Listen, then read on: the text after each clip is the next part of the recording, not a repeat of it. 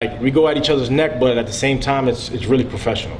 And then you're starting to see some of the guys coming off the disabled list, a lot of guys coming back in, for that home stretch. How important is starting to get everybody back healthy and just kind of that playoff run? Oh, man, forget about it. It's huge, honestly, and getting Golson back, that's humongous for us. But that with the addition of Trapp, Marrero, just pieces like that, and back TD Bank Ballpark here in Bridgewater, New Jersey, where tonight the Somerset Patriots, they take on the Long Island Ducks for the final game of a 4-game series and the final time that these two teams play against each other in the 2017 regular season. All the action coming up exclusively next on SPN.TV, 1450 WCTC, and WCTCAM.com. Well, welcome inside the broadcast booth, everybody. My name is Mark Schwartz. Thank you so much for tuning in to tonight's ball game. Not only are we going live on the radio, but we have the video for all of you guys as well. So we're going live on SPN.TV, on Facebook.com/Somerset Patriots, as well as YouTube.com/Somerset Patriots as well. Trying to provide you guys with all the action that we possibly can for what promises to be another exciting matchup between these two Liberty Division rivals. We say it all the time that these games are sort of like playoff games. They have those kind of atmospheres, and I think that you could definitely say for the first 3 games of this 4-game series, that is exactly what we've experienced so far. We had 2 games yesterday, 2 games for the price of 2. It was a day-night doubleheader. There was a day game. It was a 7-inning ball game. The Long Island Ducks wound up winning that one by a final score of 7-3. But then the nightcap, boy, was that a fun game here at TD Bank Ballpark. It was a back-and-forth game. There were 3 different lead changes in the final 4 innings of the ball game. Eventually, it was Carlos Guzman who had a 2-run home run, a game-winning 2-run home run in the bottom of the 8th inning against Tyler Wilson. It sent TD Bank Ballpark into a frenzy. It gave the Patriots a 7-5 lead at the time. Dustin Mollican wound up coming on, earning his 2nd save of the season in the top of the 9th as the Patriots defeated the Ducks by a final score of 7-5. So it was a very exciting matchup once again between these two teams, and it seems like every time they're 1-run ball games, they're 2-run ball games, they're games that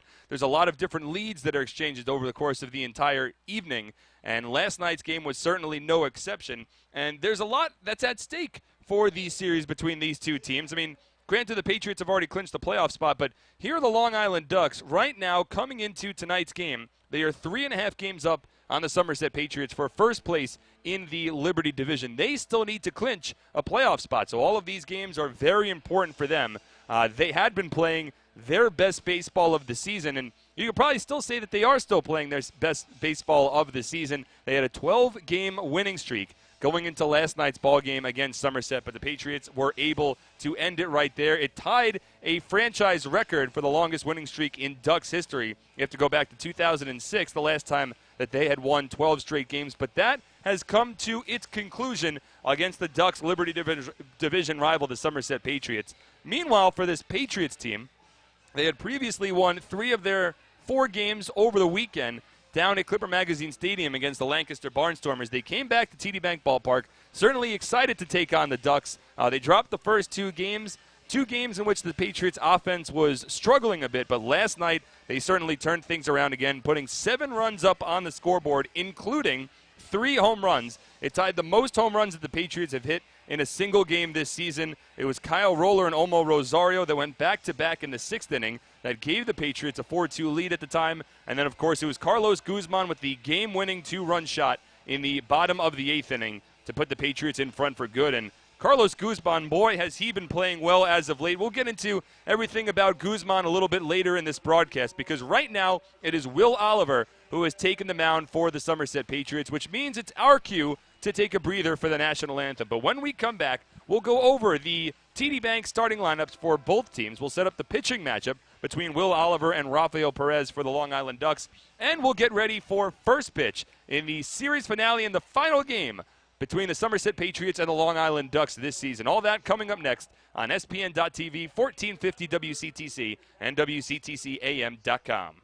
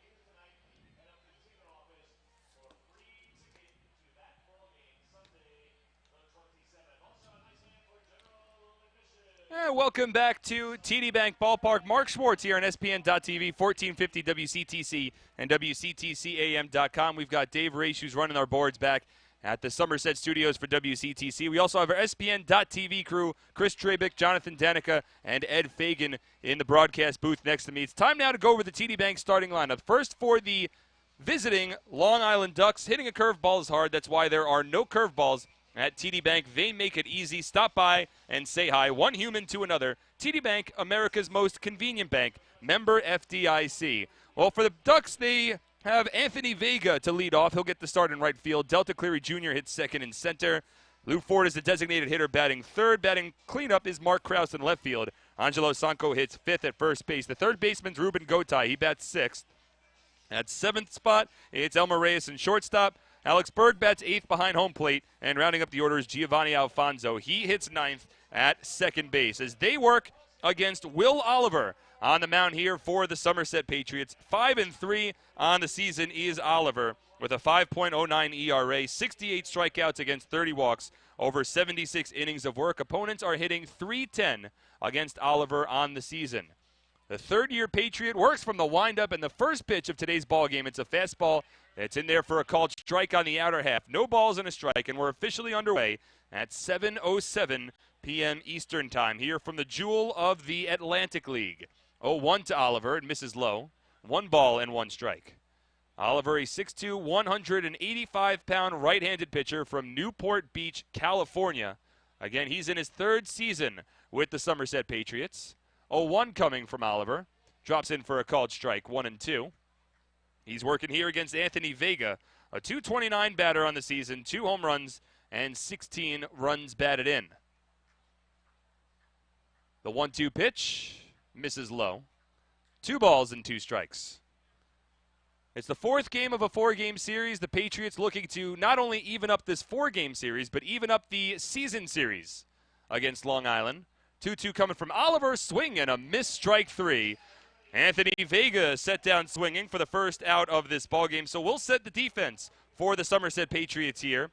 In the outfield from left to right, it's Justin Trapp, Justin Pacioli, and Carlos Guzman. Around the horn, Olmo Rosario's at third.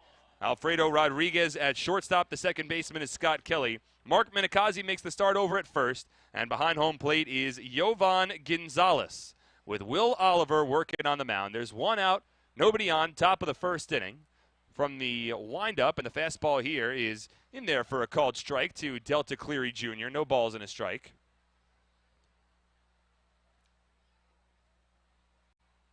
Oh, 1 coming here from Oliver. Slap down the left field line, tailing towards the foul line, and it is a foul ball. So Cleary Jr. quickly falling behind in the count, and no balls and 2 strikes, with 1 down here in the top of the first inning. A .258 batter on the season with a pair of home runs and 34 runs batted in.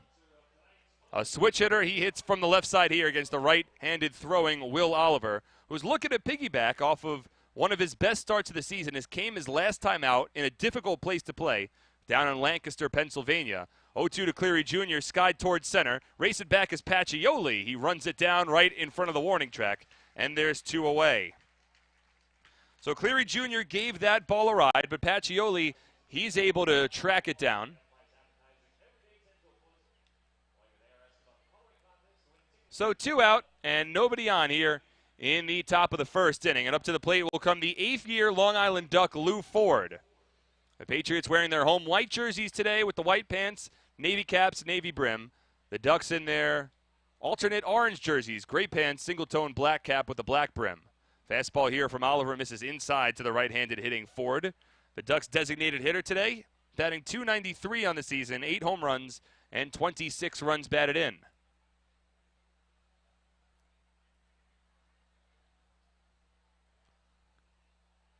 .1-0 coming here from Oliver.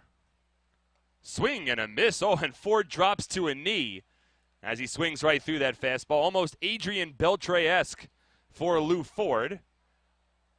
1 ball and 1 strike now. Somerset hoping to get off to a strong start in the beginning of this ball game. It was Lou Ford that got the scoring started in the top of the first in Game 2 of last night's doubleheader. Takes a fastball inside here, 2-1. slapped a solo home run opposite field over the right field fence for his 8th home run of the season. 2-1 coming here from Oliver. Drops in for a called strike. 2 balls, 2 strikes, 2 away. Top of the first inning. We're just underway here at the Jewel of the Atlantic League. There's no score. Oliver from the windup, the 2-2. Another breaking ball. This misses inside. 3 balls and 2 strikes.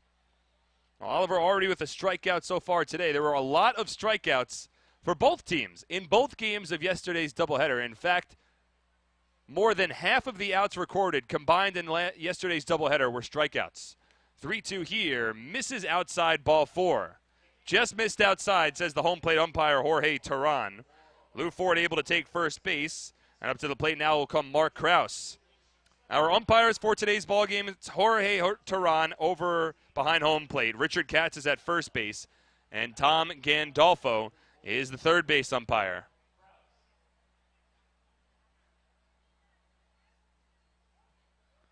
So now Mark Krause will step in. He's a left-handed batter to work against the righty Oliver, who now will work from the stretch for the first time today. Krause has had an impressive season for Long Island, consistently been in the middle of their order. First pitch here to Krause, and misses low and inside, 1-0.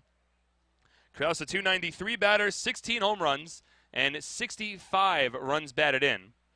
Both of those totals ranking, well, home runs is second most on the team. The RBI, 65, is actually one more than Angelo Sanko, who awaits on deck. Sanko has 64 RBI, which is technically second on the Ducks. The 1-0 coming from Oliver.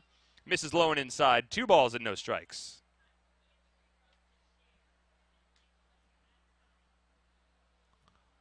Ford not a big threat to take off from first base. He has not stolen a base yet this year in just one attempt as Krause tops this one foul. 2 balls and 1 strike. To a guy in Mark Krause who ranks among league leaders in a number of different categories. He's 3rd in the league in RBI, 3rd in the league in walks, 4th in the league in slugging percentage, but his claim to fame right now is he's 2nd in the league in on-base percentage, just 1/1000th of a point behind James Skelton of the New Britain Bees. 2-1 is grounded foul down the first base line, so once again, 2 balls, 2 strikes, 2 away, top of the first. Oliver's now thrown 18 pitches here in the top of the first inning.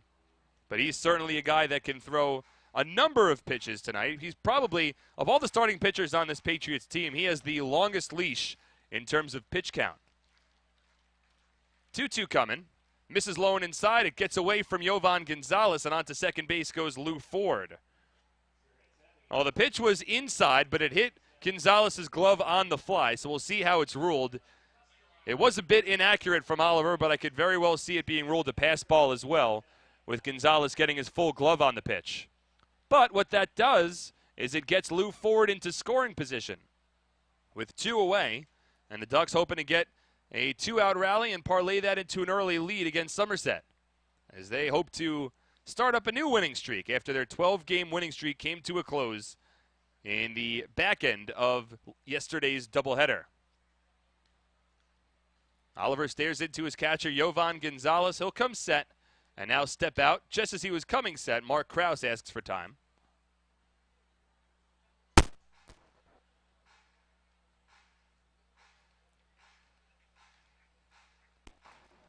Three balls, 2 strikes, 2 away, top of the first inning. Oliver from the stretch. Here's the pitch. It's lifted foul down the left field line. Krause able to fight that one off. It hits off against the tented area of the ballpark barbecue section down the left field line. So once again, the count remains full. Oliver now north of 20 pitches here in the top of the first inning. It's a beautiful, absolutely beautiful evening for baseball here at the Jewel of the Atlantic League.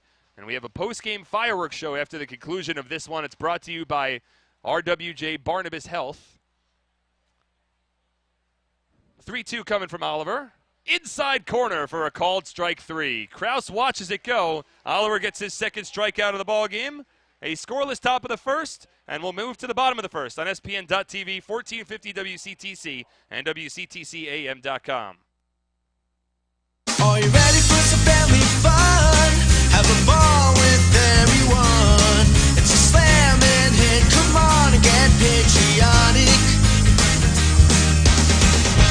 Hi, I'm Sparky Lyle. I'm going to be at the ballpark all year long, and so should you. It's an all-star season. It's slamming it, come on, get patriotic.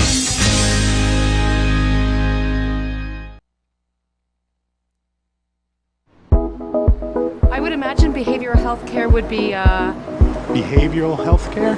Heard of it, but I don't know. I really couldn't tell you the difference. help with their emotional and mental health. I'm not really sure.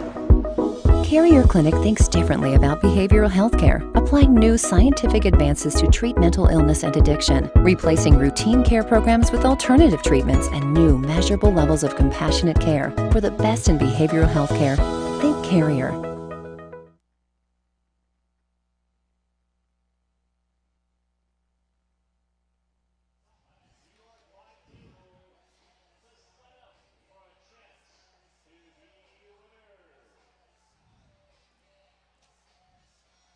All right.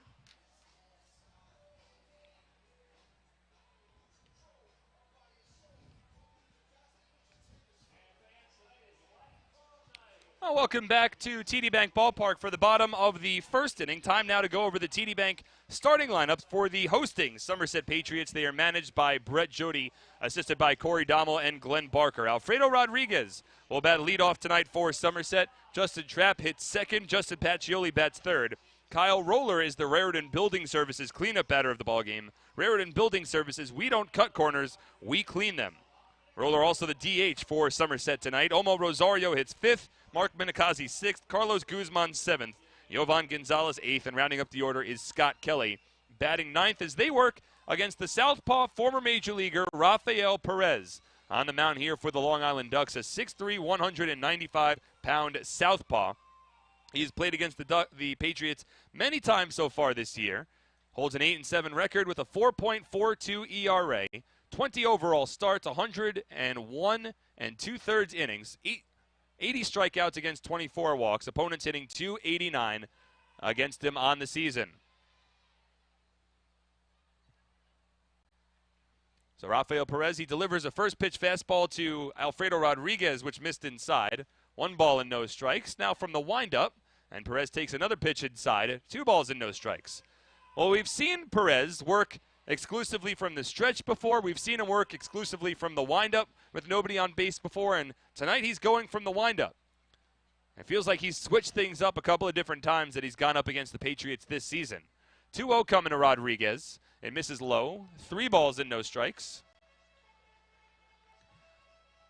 Rodriguez hitting .249 on the year for the Patriots. No home runs and 25 runs batted in. He's been playing very well as of late. Right-handed batter against the southpaw Perez. Fastball here at the knees for a called strike, 3-1. The Patriots and the Ducks tied at 0 as a scoreless top of the first inning for Will Oliver. He threw 21 pitches, but struck out a pair of batters. Worked around a 2-out walk to Lou Ford. 3-1 pitch coming to Rodriguez. Line drive towards deep center field. Cleary Jr. races back, but in front of the warning track, he runs it down and makes the catch for the first out. So with that, we'll set the defense for the Long Island Ducks in today's ballgame. Starting in the outfield, moving from left to right, it's Mark Krause, Delta Cleary Jr., and Anthony Vega. Around the horn, Ruben Gotay is at third base. Elmer Reyes at shortstop. Dan Lyons getting the day off after he struggled through yesterday's doubleheader. Giovanni Alfonso bats second, is over at second base. Angelo Sanco at first, Alex Berg behind home, and Rafael Perez on the mound. The southpaw works from the windup against the right-handed hitting Justin Trapp. Takes the first pitch fastball in there for a called strike, 0-1. Trapp hitting .243 on the season, no home runs, and 13 runs batted in. A relative newcomer here for Somerset, but he's become almost an everyday player. Takes this pitch outside, 1 ball and 1 strike. Trapp now making his 20th start of the season. He's now played in 23 games so far as a member of the Somerset Patriots. He has been quite productive in his time, including an extremely impressive series against the Lancaster Barnstormers last weekend. Swings over an off-speed pitch here from Rafael Perez, and the count moves to 1-2. Trapp had reached base in 6 straight ball games with a batting average near 500 after that series against Lancaster came to its conclusion, but he struggled over the first 2 games of this series against Long Island. 1-2 here, line towards left field, but it's straight at Mark Krause. Now ranges slightly over to his left, and he makes the play. There's 2 away. So 2 out and nobody on in the bottom of the first inning, and that'll bring Justin Pacioli to the plate. Pacioli did not play in the first 2 games of the doubleheader against the Long Island Ducks, but he gets the start again here tonight, and it's now a luxury that Brett Jody can offer with a little more reinforcements having joined the Patriots again. Greg Golson is active with the team, which is certainly great to see. So he's been a big welcome home sort of comeback, as is Omo Rosario, who's been playing for the Patriots in each of the last 6 ball games now. First pitch coming from Rafael Perez, in for a called strike, 0-1. So with Rosario and Golson back in the fold and healthy and active for Somerset, it gives Brett Jody a lot of options as to how he wants to play his outfield on a nightly basis, along with his infield really as a nightly basis, as Rosario's a natural third baseman. Fastball here to Pacioli, misses low. 1 ball and 1 strike. So a lot of different scenarios for Brett. I can't remember the last time that Brett had the same lineup in back-to-back days, which is very interesting, but it also provides a little bit of wonder for the opposition as Pacioli grounds this one back to Perez, throws it onto first base, and that retires the side. A quick 1-2-3 inning for Rafael Perez. No score as we move to the second on 1450 WCTC and WCTCAM.com. We the people are tired of being surprised with extra monthly fees. We want HD and every box and DVR all included. Because we don't like surprises. Yeah, it's like changing up the celebrity at the end to someone more handsome and talented. Really? And British. Switch from cable to DirecTV. Get 4 rooms with HD, DVR, and every box included for $25 a month. Patriots are the 2008 Atlantic League champions!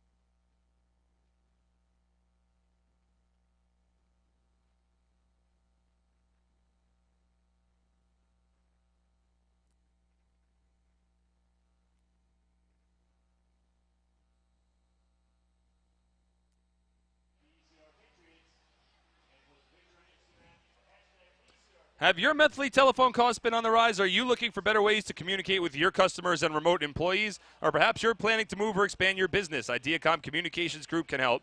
Ideacom is a local, reputable company with the experience to provide a solution that's right for your business. Get the guys from Ideacom on your team by calling them today at 973-857-4440. That's one call that'll save you time and money. Save time. Check it online with the Supercuts mobile app. Download it now from the App Store or Google Play. When it's time for a haircut, save time. Check it online using their convenient mobile app or at supercuts.com. Angelo Sanko will lead off the top of the second inning for the Long Island Ducks here with no score. First pitch missed outside to Sanko, so 1 ball and no strikes. Oliver from the windup. The 1-0 misses low. 2 balls and no strikes. To the left-handed hitting 2017 Atlantic League All-Star. Sanko, a .257 batter on the season with 19 home runs and 64 runs batted in. 2-0 drops in for a called strike, 2-1. Oliver needed 21 pitches to get through the first inning. Meanwhile, Rafael Perez needed just 12, the inverse, to get through his bottom of the first. 2-1 here to Sanko, misses upstairs, 3 balls and 1 strike. Regardless, the results were the same for both pitchers. No runs, no hits, and no errors. But now a 3-1 count against the left-handed hitting Sanko. Certainly a dangerous batter at the plate. Oliver from the windup. Pitch here, skied towards left field, but not too deep. It's Justin Trapp who camps under it. And he makes a one-handed catch. There's 1 away.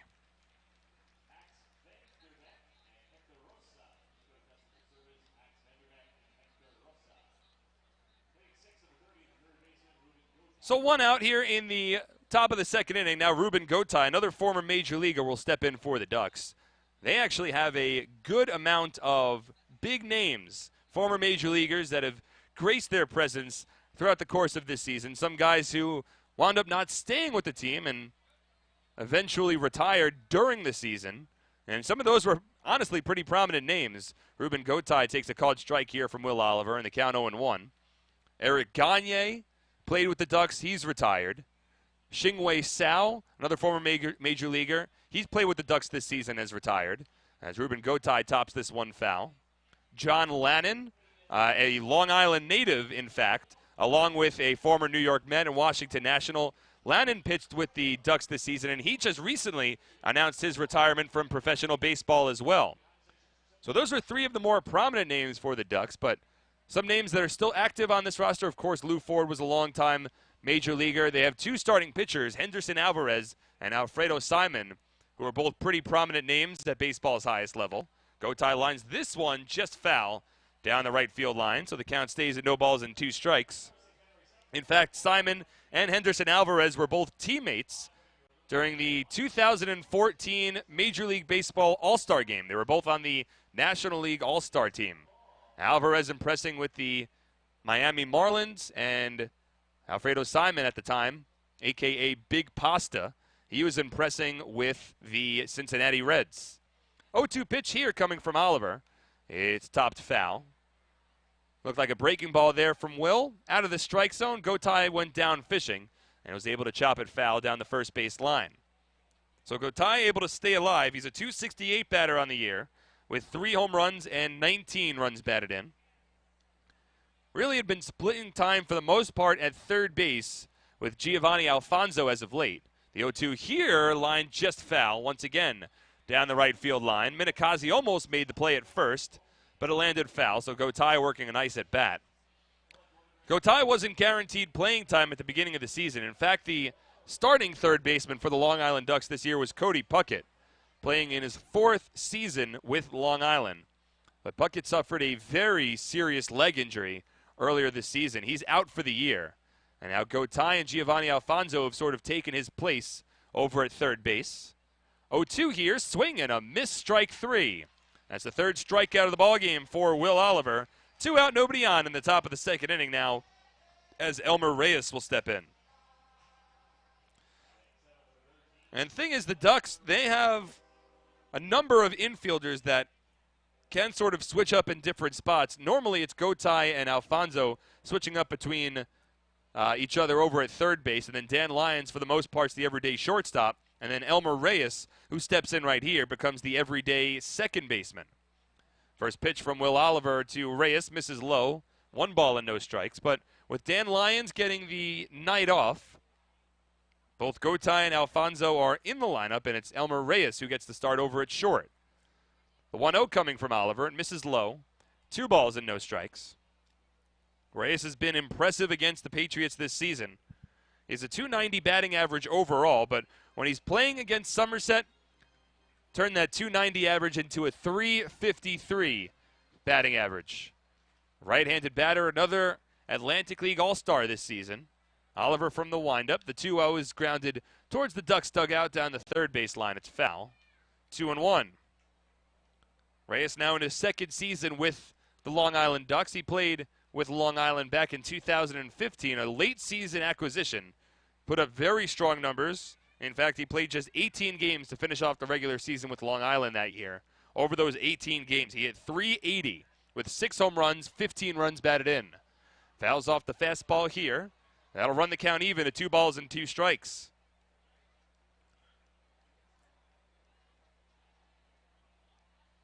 Will Oliver looking for his first 1-2-3 inning of the ballgame. Worked around a 2-out walk against Lou Ford in the top of the first. Reyes takes his time to step back into the batter's box. Now steps in. Oliver gets the go-ahead.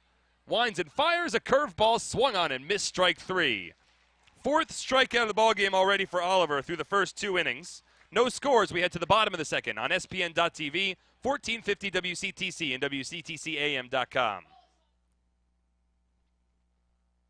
What's better than winning Dealer Rater's Dealer of the Year award? Winning it back-to-back. That's right. Flemington Car and Truck Country is New Jersey's Dealer Rater Dealer of the Year 2 years in a row. So thank you to our customers for putting us on top again. Visit DealerRater.com to read our reviews. Over 1 million satisfied customers can't be wrong. 17 brands, 6,000 vehicles in one location. Flemington Car and Truck Country family of dealerships. Proud to be the better way to buy.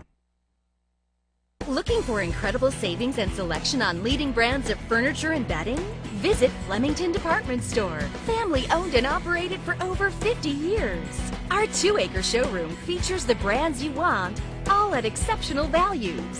Flemington's highly trained furniture experts are not on commission, so you can experience a pressure-free and informative shopping experience. Come explore the best-kept secret in New Jersey at the Flemington Department Store on Route 31 in Flemington.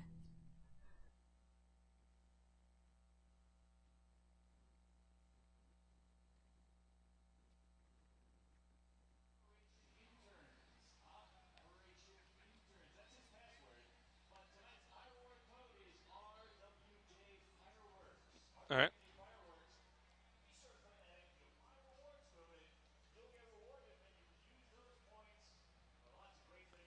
Attention Patriots fans, Bridgewater Diner is proud to sponsor the Somerset Patriots. Located at 1244 Route 22 in Bridgewater, it is just a foul ball away from the ballpark. Bridgewater Diner is a great place to meet and eat. Stop by the Bridgewater Diner before or after the game and enjoy great food and company.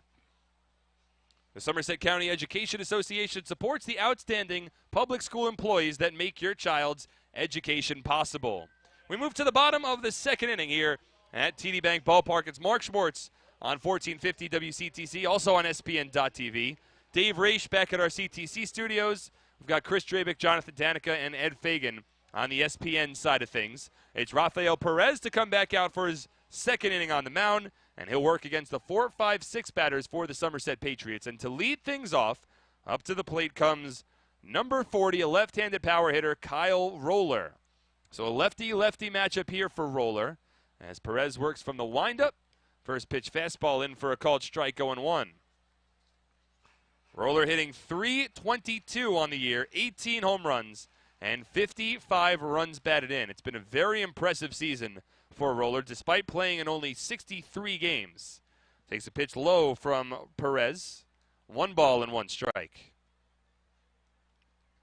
Roller's only played in 2 of the 3 games in this series, but he has been productive, including launching a solo home run in last night's ball game.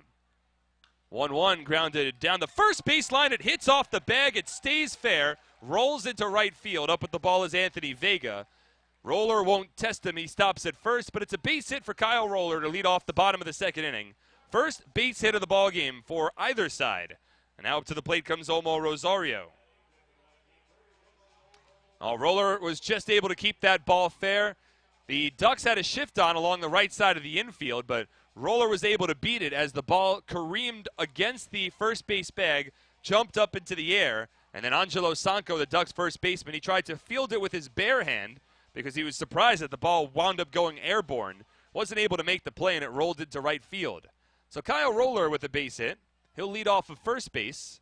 Up to the plate comes Olmo Rosario.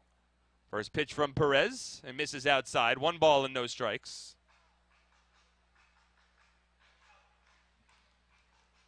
Rosario, .272 batter on the year, 5 home runs, and 36 runs batted in. Roller not a threat to take off. Sanco plays in front of him at first. Rest of the infield at double play depth. 1-0 to Rosario, misses outside. 2 balls and no strikes. Well, we mentioned that Kyle Roller hit a home run last night. Well, so did Rosario, and it came actually 1 batter after Roller. In fact, it was the first back-to-back home runs that were hit by the Somerset Patriots at home this season. The first 2 times they did it, they were on the road. 2-0 coming to Rosario, and misses outside. It gets off the glove of Alex Berg. Rolls to the backstop, and on to second base goes Kyle Roller. That should be a pass ball from Berg. It looked like it was not that far outside, and a play that Berg probably should have made, possibly crossed up a bit with Rafael Perez. Either way, over to second base goes Kyle Roller. Now a runner in scoring position for Somerset, and a 3-0 count coming to the right-handed hitting Rosario. Perez settles in from the stretch. It is ruled a passed ball, by the way. The 3-0. Right down the middle for a called strike, 3-1. The only other 2 times that the Patriots hit back-to-back home runs this season, it came back on May 22nd. First time they did it against the Sugarland Skeeters down at Constellation Field. And then it happened against the Lancaster Barnstormers earlier this year on June 30th. That time it was Jovan Gonzalez and Carlos Guzman. Rosario here takes a fastball that misses low from Perez, ball 4. So Rosario takes first, and the Patriots have 2 base runners to begin the bottom of the second inning. Against Somerset, they are looking to not only tie up the series, but tie up the season series. We've played 19 games so far between these 2 rivals. The Ducks holding a slight edge in the season series, 10 games to 9. Patriots have an opportunity to tie it up. That being said, if you look at the all-time series between these 2 teams, it could not possibly be closer.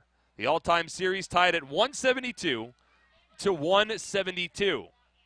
Minakazi takes a fastball low here, 1 ball and no strikes. And that does not even include all of the postseason matchups that these 2 teams normally play against each other. They've met in the postseason in each of the last 2 years, toeing off in the Liberty Division Championship Series. 2015, it was the Patriots who won 3-2. In 2016, the Ducks took it 3-2. Here, Mark Minakazi at the plate. He takes a fastball in there for a strike, 1-1. The Ducks did not make the postseason in 2014, but they did in 2013 when they went up against the Somerset Patriots in the Atlantic League Championship Series. Of course, at that time, Somerset was still a member of the Freedom Division. And that was a series that the Ducks wound up winning for their 3rd Atlantic League title. 1-1 coming to Minakazi out in front of an off-speed pitch, 1-2. But even with the Ducks having 3 Atlantic League titles to their name, of course, Patriots fans will quickly bring to Ducks fans' attentions that the Patriots, in fact, have 6 Atlantic League championships, all of those on full display here on a beautiful night at TD Bank Ballpark. Just beyond the center field fence, all 6 Atlantic League championship banners wave in a soft wind. 1-2 pitch. Grounded softly towards third base, and it's ruled a fair ball. Mark Minakazi claimed that it hit him as it grounded over, and now the third base umpire, Tom Gandolfo, will confirm. So the home plate umpire, Jorge Teran, did not make an initial ruling that the ball had hit Minakazi as it rolled down the third base line, so he called it a fair ball. But it was the third base umpire, Tom Gandolfo, who put his hands up saying that it did, in fact, touch Minakazi, which, of course, means that it is a foul ball. So the count holds at 1-2 strikes. There's nobody out in the bottom of the second inning. No score between the Patriots and the Ducks. A beautiful evening for baseball. We've got a post-game fireworks show presented by Robert Wood Johnson, Barnabas Health. And a fine evening for a conclusion of this season series. Perez steps off as he stares Roller back towards second base. Nobody holding on Roller at second, so he has an opportunity to take a pretty decent lead. It's Roller off of second and Rosario off of first. A base hit and a walk have 2 runners on base. Minakazi at the plate. 1-2 pitch misses low and inside. 2-2 strikes. Minakazi hitting .245 on the year. 4 home runs. 21 runs batted in. Played with the Long Island Ducks last year. Played 21 games with the Ducks before getting hurt and missing the remainder of the season, but hit over .350 in those 21 games. 2-2 pitch coming. Swing and a miss, strike 3. A nice slider from Rafael Perez gets Minakazi out in front. That's a big-time strikeout there for Perez. So Minakazi set down first strikeout of the ballgame for the former major leaguer. And now with 1 out, up to the plate comes Carlos Guzman. And boy, has Guzman been playing well as of late. He has his batting average up to .261, along with 5 home runs and 49 runs batted in. And he comes up in a big situation here. It's Roller off of second, Rosario off of first. 1 away in the bottom of the second inning. The Patriots looking to strike first. It'll be a lefty-lefty matchup. As the first pitch to Guzman, it misses upstairs. 1 ball and no strikes.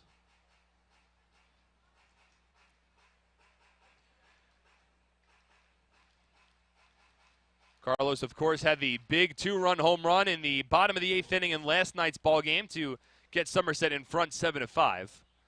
1-0 here, inside corner. Guzman disagrees. 1 ball and 1 strike. Carlos also hit a home run in Game 1 of yesterday's doubleheader. So 2 total home runs. Both were 2-run shots. 4 RBI in the ball game for Guzman. In the ball games, plural, because we had 2. 1-1 coming from Perez. Grounded softly foul down the first base line. A ball and 2 strikes.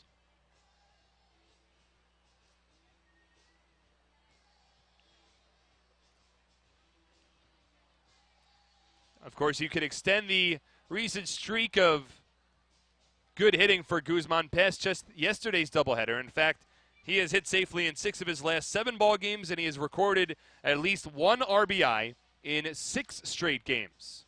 He ranks 2nd on the team and runs batted in behind Kyle Roller, who has 55 on the season. It's Roller hoping to score here. He leads off of second base. 1-2 pitch coming to Guzman. Fouled off. Looked like a hanging breaking ball there from Perez, but it hung up and it hung a little too high in the strike zone. And Guzman was able to get underneath it to foul it off to the backstop. But a bit of a longer inning here for Perez. He threw just 12 pitches in the first inning. He is now at 31 pitches overall in this ballgame. So he's thrown 19 so far here in the second. Once again, he'll work from the stretch. Checks Roller at second. The 1-2, grounded over towards second base. It could be 2. It's Alfonso over to Reyes, the turn to first in time. And it's an inning-ending 4-6-3 double play. So that retires the side. No runs for the Patriots on 1 hit, no errors, and 1 runner left on base. At the end of 2, no score on 1450 WCTC, SPN.TV, and WCTCAM.com. RWJ Barnabas Health performs more adult heart transplants than any healthcare system on the East Coast. I'm still here. Our kidney transplant program ranks among the nation's top 10. Still here. And our lung transplant center is the only one in New Jersey. I'm not going anywhere. From corneal and pancreatic transplants to heart, kidney, and lung, our patients aren't who they used to be. They're better. RWJ Barnabas Health. Let's be healthy together.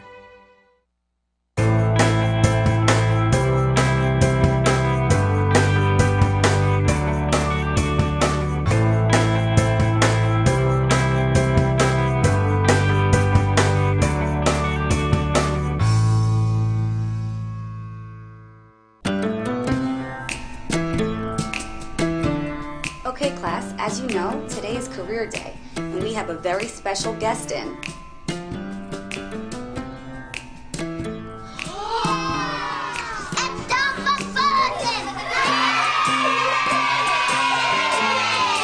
View a full inventory of new Ford cars and trucks online at Fullerton.com. Wet wipe?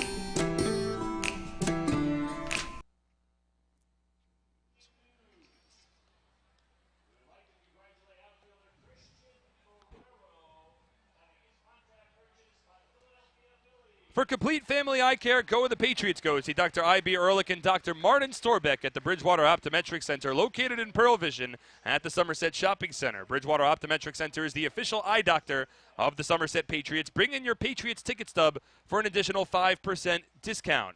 True & Associates is the sponsor of the lawn seating area here at the ballpark. At True & Associates, you'll find more than a wide variety of competitive insurance products. You'll find people who understand your needs. True & Associates is a team of licensed professionals who care about their clients. It's the top of the third inning here at TD Bank Ballpark. Alex Berg will lead off, followed by Giovanni Alfonso and Anthony Vega. It'll be the 8, 9, and 1 batters due up for Long Island as they work against Will Oliver back on the mound for his third inning here tonight. From the windup, first pitch to Berg. It's a fastball that misses low. 1 ball and no strikes. Oliver has faced 1 over the minimum through the first 2 innings, allowed just a 2-out walk to Lou Ford in the top of the first, has not yet yielded a hit, while he has struck out 4 batters. 4 of the 6 outs recorded so far by Oliver have been by way of the strikeout. 1-0 here to Berg and misses upstairs 2 balls and no strikes. And we mentioned it earlier, but Oliver's coming off of arguably one of his best starts of the season. allowed just 1 run over 8 innings against the Lancaster Barnstormers. Fastball here at the knees for a strike, 2-1. That came back on August 11th over at Clipper Magazine Stadium. In addition to the 8 innings of work, he struck out 8 batters while issuing just 2 walks. 2-1 coming from Oliver, swing and a miss. Berg late on it. 2 balls and 2 strikes. Oliver now has 68 strikeouts over 76 innings of work on the season. And he's had some very high strikeout games. In fact, 2 different times this year, Oliver has struck out 9 batters in the same ball game. From the windup, the 2-2. Curveball grounded foul. And the count holds at 2-2. Oliver struck out 9 batters both on July 5th against the New Britain Bees as well as July 26th against the Southern Maryland Blue Crabs. And he had gone through a bit of a tough stretch in his 2 starts prior to his last time out, allowed at least 5 runs in each of those starts. 2-2 here to Berg is fouled off. But he had the strong start against the Barnstormers, which dropped his ERA from 5.56 down to 5.09. That's where it currently stands going into tonight's ballgame, and he has 2 scoreless innings to his name so far. Berg at the plate, starting catcher for Long Island. He's a .238 batter on the season with 10 home runs and 31 runs batted in. Steps out momentarily, now steps back in. Berg has some of the strongest numbers against the Patriots as any player does this season. 2-2's fouled off yet again. So the Ducks have done a good job of working some deep counts against Oliver, fighting off some tough pitches. Oliver already north of 40 pitches. He has not recorded an out yet in the top of the 3rd, but this is a guy that can go deep into ball games. The 8 innings of work his last time out. He also set a season high with 113 pitches in that ball game. 2-2 to Berg, lined foul down the right field line. So now 8 pitches have already been thrown in this at-bat against Alex Berg, who works as the leadoff guy in the top of the 3rd. Berg now about to see his 9th. Oliver stares into Yovan Gonzalez from the windup, the 2-2 pitch. It misses inside, 3 balls and 2 strikes. So now Marrero to see his 10th pitch of this at-bat. A long turn at-bat for Alex Berg, who has a .302 batting average against the Somerset Patriots this season. He had a strong day at the plate yesterday. Oliver from the windup here, the payoff pitch. Curveball swung on and missed, strike 3. Alex Berg set down on a nice pitch there from Will Oliver. That's 3 consecutive strikeouts for Oliver. It's his 5th strikeout of the ballgame. There's 1 away in the top of the 3rd. Now Giovanni Alfonso will step to the plate.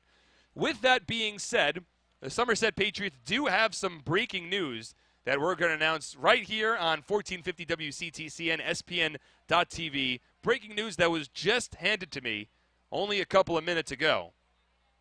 First pitch to Giovanni Alfonso. It's grounded over the head of the 3rd baseman, Olmo Rosario, who is playing in.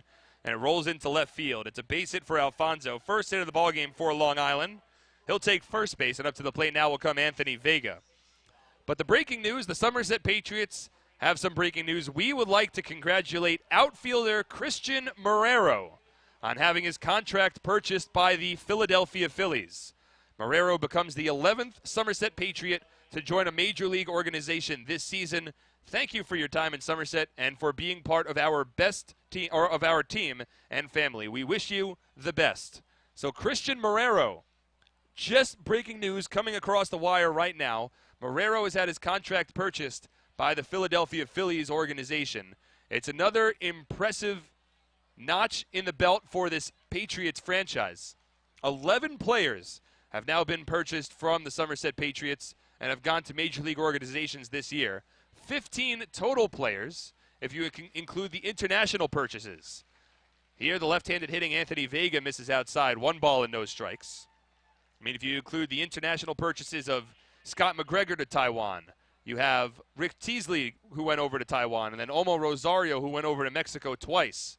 It's 15 total contracts being purchased as Vega drills one up the middle here for a base hit. Back-to-back hits for the Long Island Ducks. And for Anthony Vega, that breaks up a stretch of 6 consecutive at-bats in which he had struck out. He went 0 for 5 with 5 strikeouts in Game 1 of yesterday's doubleheader, which gave him the infamous Platinum Sombrero, something that you always strive never to have over the course of your career. He then struck out in the first at-bat of this ball game for him, so 6 consecutive at-bats with strikeouts. If he had done that in the same game, Vega would have been given a Titanium Sombrero, 0 for 6 with 6 strikeouts. First pitch here to Delta Cleary Jr. misses upstairs 1-0. Of course, there's a couple of other names for the 0 for 6 with 6 strikeouts. There's the Titanium Sombrero. You could also call it the Double Platinum Sombrero, or you could even call it a horn. Some people refer to it as a horn after Sam Horn, a player with the Baltimore Orioles, went 0 for 6 with 6 strikeouts in an extra inning ballgame back in 1991. 1-0 pitch here to Delta Cleary Jr. misses outside, 2 balls and no strikes. Call it what you will, Vega didn't get it because he only went 0 for 5 in yesterday's ballgame. So it's just a Titanium Sombrero. Just a Platinum Sombrero. But still, that was the brightest sombrero that I've seen so far this season. 2-0 pitch to Cleary Jr. misses out inside, 3 balls and no strikes. That's, of course, me assuming that a Platinum Sombrero would be shinier than a Golden Sombrero. I, in fact, do not know whether gold or platinum shines brighter. Either way, that's what Vega had in last night's ballgame. But now a difficult situation here for Will Oliver. 3-0 pitch coming to Cleary Jr. It's on the outside corner for a strike 3-1. There's solid speed along the base paths here for the Ducks. We still have no score. There's 1 out in the top of the 3rd. Giovanni Alfonso leads off of 2nd. Anthony Vega off of 1st. Somerset would love a ground ball here, but Cleary Jr. is a tough guy to double up. The 3-1, swing and a miss. Off-speed pitch in the dirt. Cleary Jr. went chasing, and he has now run the count full to 3 balls and 2 strikes. Cleary Jr. flew out to deep center field his first time up.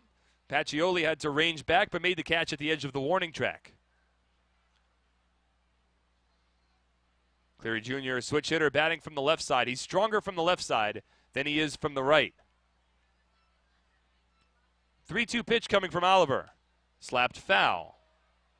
And it's been another long inning so far for Will Oliver. He has now thrown 56 pitches overall in this ballgame. 19 pitches thrown here in the 3rd. So his pitch count already starting to hike a bit north. He steps in to work against Oliver here with 2 on and 1 away. Oliver stares down Giovanni Alfonso from 2nd. The 3-2 is grounded, but it's foul down the first baseline. So again, if you're just joining us, some breaking news that we announced only a couple of minutes ago. Christian Marrero has had his contract purchased by the Philadelphia Phillies organization. And to my knowledge, I believe that might be the first, I know for sure it's the first contract purchased by the Phillies from the Somerset Patriots this season. It might be the first contract that the Phillies have purchased from the Atlantic League this year. It's been a very impressive season with contracts getting purchased, and now it's Marrero going over to the Phillies organization. I don't have word yet on what level he will be going over to, but still congratulations nonetheless to Christian Marrero. Oliver works from the stretch, the 3-2. Breaking ball, swung on and missed, strike 3. That's the 6th strikeout already for Will Oliver, and there's just 2 out here in the 3rd inning. The last 4 outs that Oliver has recorded have all been by the strikeout. So Oliver already now more than halfway to the Somerset Patriots season high, which is 10 strikeouts. It was set on Sunday by Mike Antonini, who did it over the course of just 5 innings. So it's now Oliver with 6 strikeouts, 2 outs in the 3rd, and now a big-time matchup. He'll work against Lou Ford. Ford drew a walk his first time up, only walk that Oliver's allowed. First pitch fastball here, misses low and inside, 1 ball and no strikes. So now Oliver has an opportunity to get out of this inning without allowing a run. Consecutive 1-out base hits from Giovanni Alfonso and Anthony Vega have runners at 1st and 2nd. The 1-0 checked his swing, and he went around, says the home plate umpire, Jorge Terán. 1 ball and 1 strike. I'm now getting information that it looks like the Christian Marrero will actually be advancing over to the AA affiliate of the Philadelphia Phillies. So Marrero going over to the AA affiliate of the Phillies after having his contract purchased earlier today, which is certainly great news for Marrero. He joined the team a couple of months into the season. 1-1 here to Ford, swing and a miss. 1 ball and 2 strikes.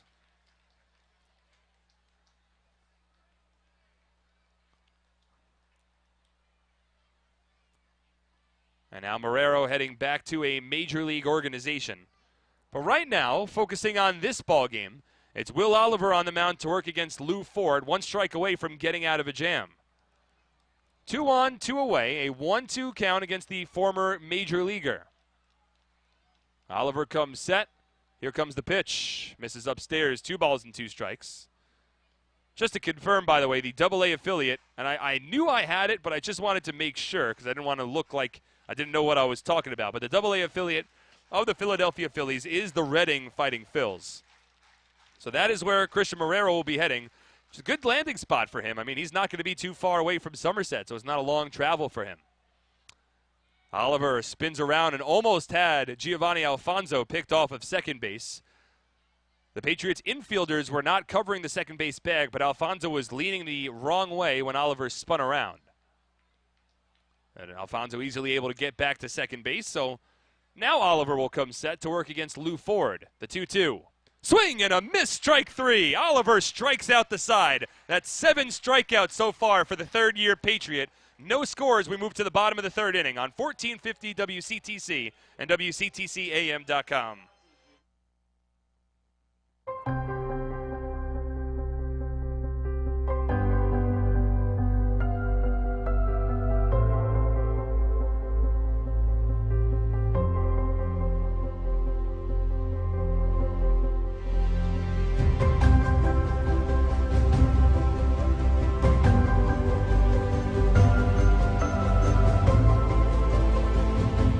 Visit BellariDesign.com to learn more today. Hyundai is prepping for our best 4th of July ever. So what's your best deal? Right now, you can save up to $6,000 on a new Santa Fe Sport. And here's the best part. America's best warranty comes on any new Hyundai. Any new Hyundai.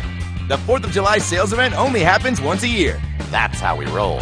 So it's go time. Boom. I'll take this one. Better is the reason to buy Hyundai. And here's another reason to buy now. Hurry into your local Hyundai dealer today and get up to $6,000 in total savings on a Santa Fe Sport. But don't wait. Offer ends July 5th.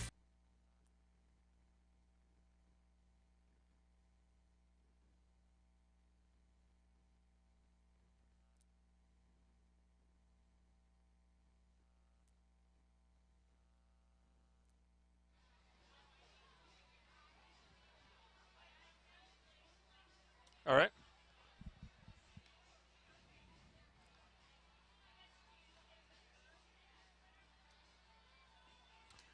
Bottom of the 3rd inning here from TD Bank Ballpark. We'll pause 10 seconds for station identification on 1450 WCTC.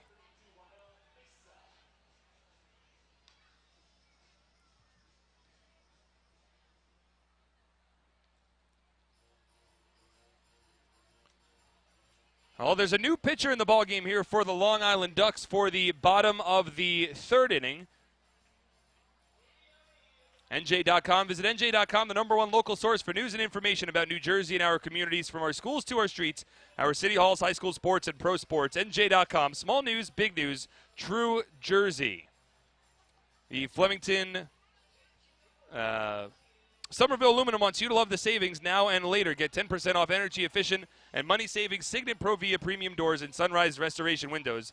Visit SomervilleAluminum.com for details. So there is a new pitcher that has come into this ballgame for the Long Island Ducks. Rafael Perez has exited the ballgame with what we are being told is a toe injury. So Rafael Perez only goes 2 innings, which you never want to wish injury on anybody, so hopefully everything's all right for Perez. But now the Patriots will have to make an adjustment as the new pitcher coming into the ballgame. First time we're seeing him this season is Juanel Mesa. So Juanel Mesa comes on the mound wearing number 32. He'll work from the stretch as a right-handed pitcher. And the first pitch fastball from Mesa is spiked in the dirt. Misses low and outside to Yovan Gonzalez. 1 ball and no strikes. So Juanel Mesa now coming on, and believe this is the debut for Mesa as a member of the Long Island Ducks. The 1-0 to Gonzalez in there for a called strike, 1-1. The Ducks recently made 2 different transactions, bringing in a pair of pitchers because their bullpen had been so short as of lately. One is the former Somerset Patriot Joe Testa. The other, who's on the mound right now, is Juanel Mesa. As Yovan Gonzalez grounds this one over to short, a backhanded pick from Elmer Reyes, and a strong throw across the diamond over to first base, so 1 away in the bottom of the 3rd inning. I'll get into the My Rewards radio code in a moment, but this is, in fact, Juanel Mesa's debut with the Long Island Ducks. It's his first season with the Ducks and 10th year in professional baseball. So Juanel Mesa now on the mound. Perez winds up going 2 innings. He does not allow a run on 1 hit with 1 walk and 1 strikeout. So it'll be very interesting to see how the Ducks manage their bullpen and try to get across the finish line here with a reliever making his debut in a tied ball game in the bottom of the 3rd. And now Scott Kelly will step in for Somerset, a right-handed batter to work against the righty Mesa. Fastball here in for a strike going 1. We can give the My Rewards code for today's broadcast. You can go to the My Rewards section of your Patriots mobile app and enter the code PIANOS. That is plural. PIANOS is your My Rewards code. PIANOS. PIANOS. That's the My Rewards code. Curveball here misses well short from Mesa. 1 ball and 1 strike. Again, PIANOS is your My Rewards code. So go to the My Rewards section of the Patriots mobile app and enter the code PIANOS. P as in Paul, I-A-N as in Nancy, O-S. That is your My Rewards code. PIANOS. So Juanel Mesa, he's on the mound here, and he'll work against the right-handed hitting Scott Kelly. 1-1 pitch coming. It misses upstairs. 2 balls and 1 strike. Kelly hitting .251 on the season with a home run and 30 runs batted in. His lone home run, it came against the Long Island Ducks the last time the Patriots were playing on Long Island. An inside the park home run off the wall in left field, misplayed by Lou Ford. 2-1 pitch coming. Misses low and outside, 3 balls and 1 strike.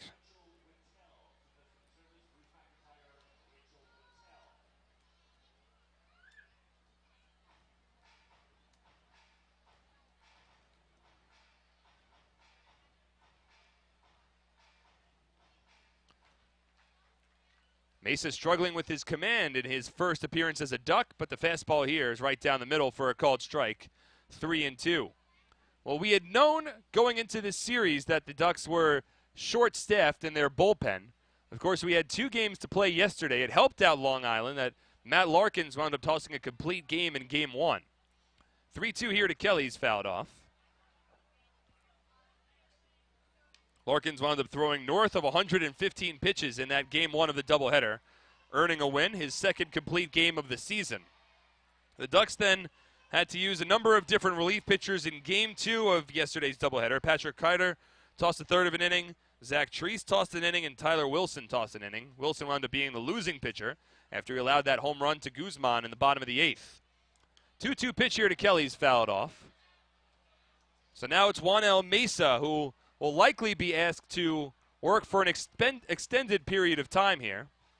Again, this is his first season with the Long Island Ducks, and it's his first appearance as a member of the flock. I'll try to do a little more, get a little more information from him, a Dominican native. Spent a lot of seasons in the Washington Nationals organization. 3-2 here to Kelly is fouled off. Down the first base line, over for a look is Angelo Sanco, but it lands out of play. It's been a while since Juanel Mesa actually pitched in a professional ball game.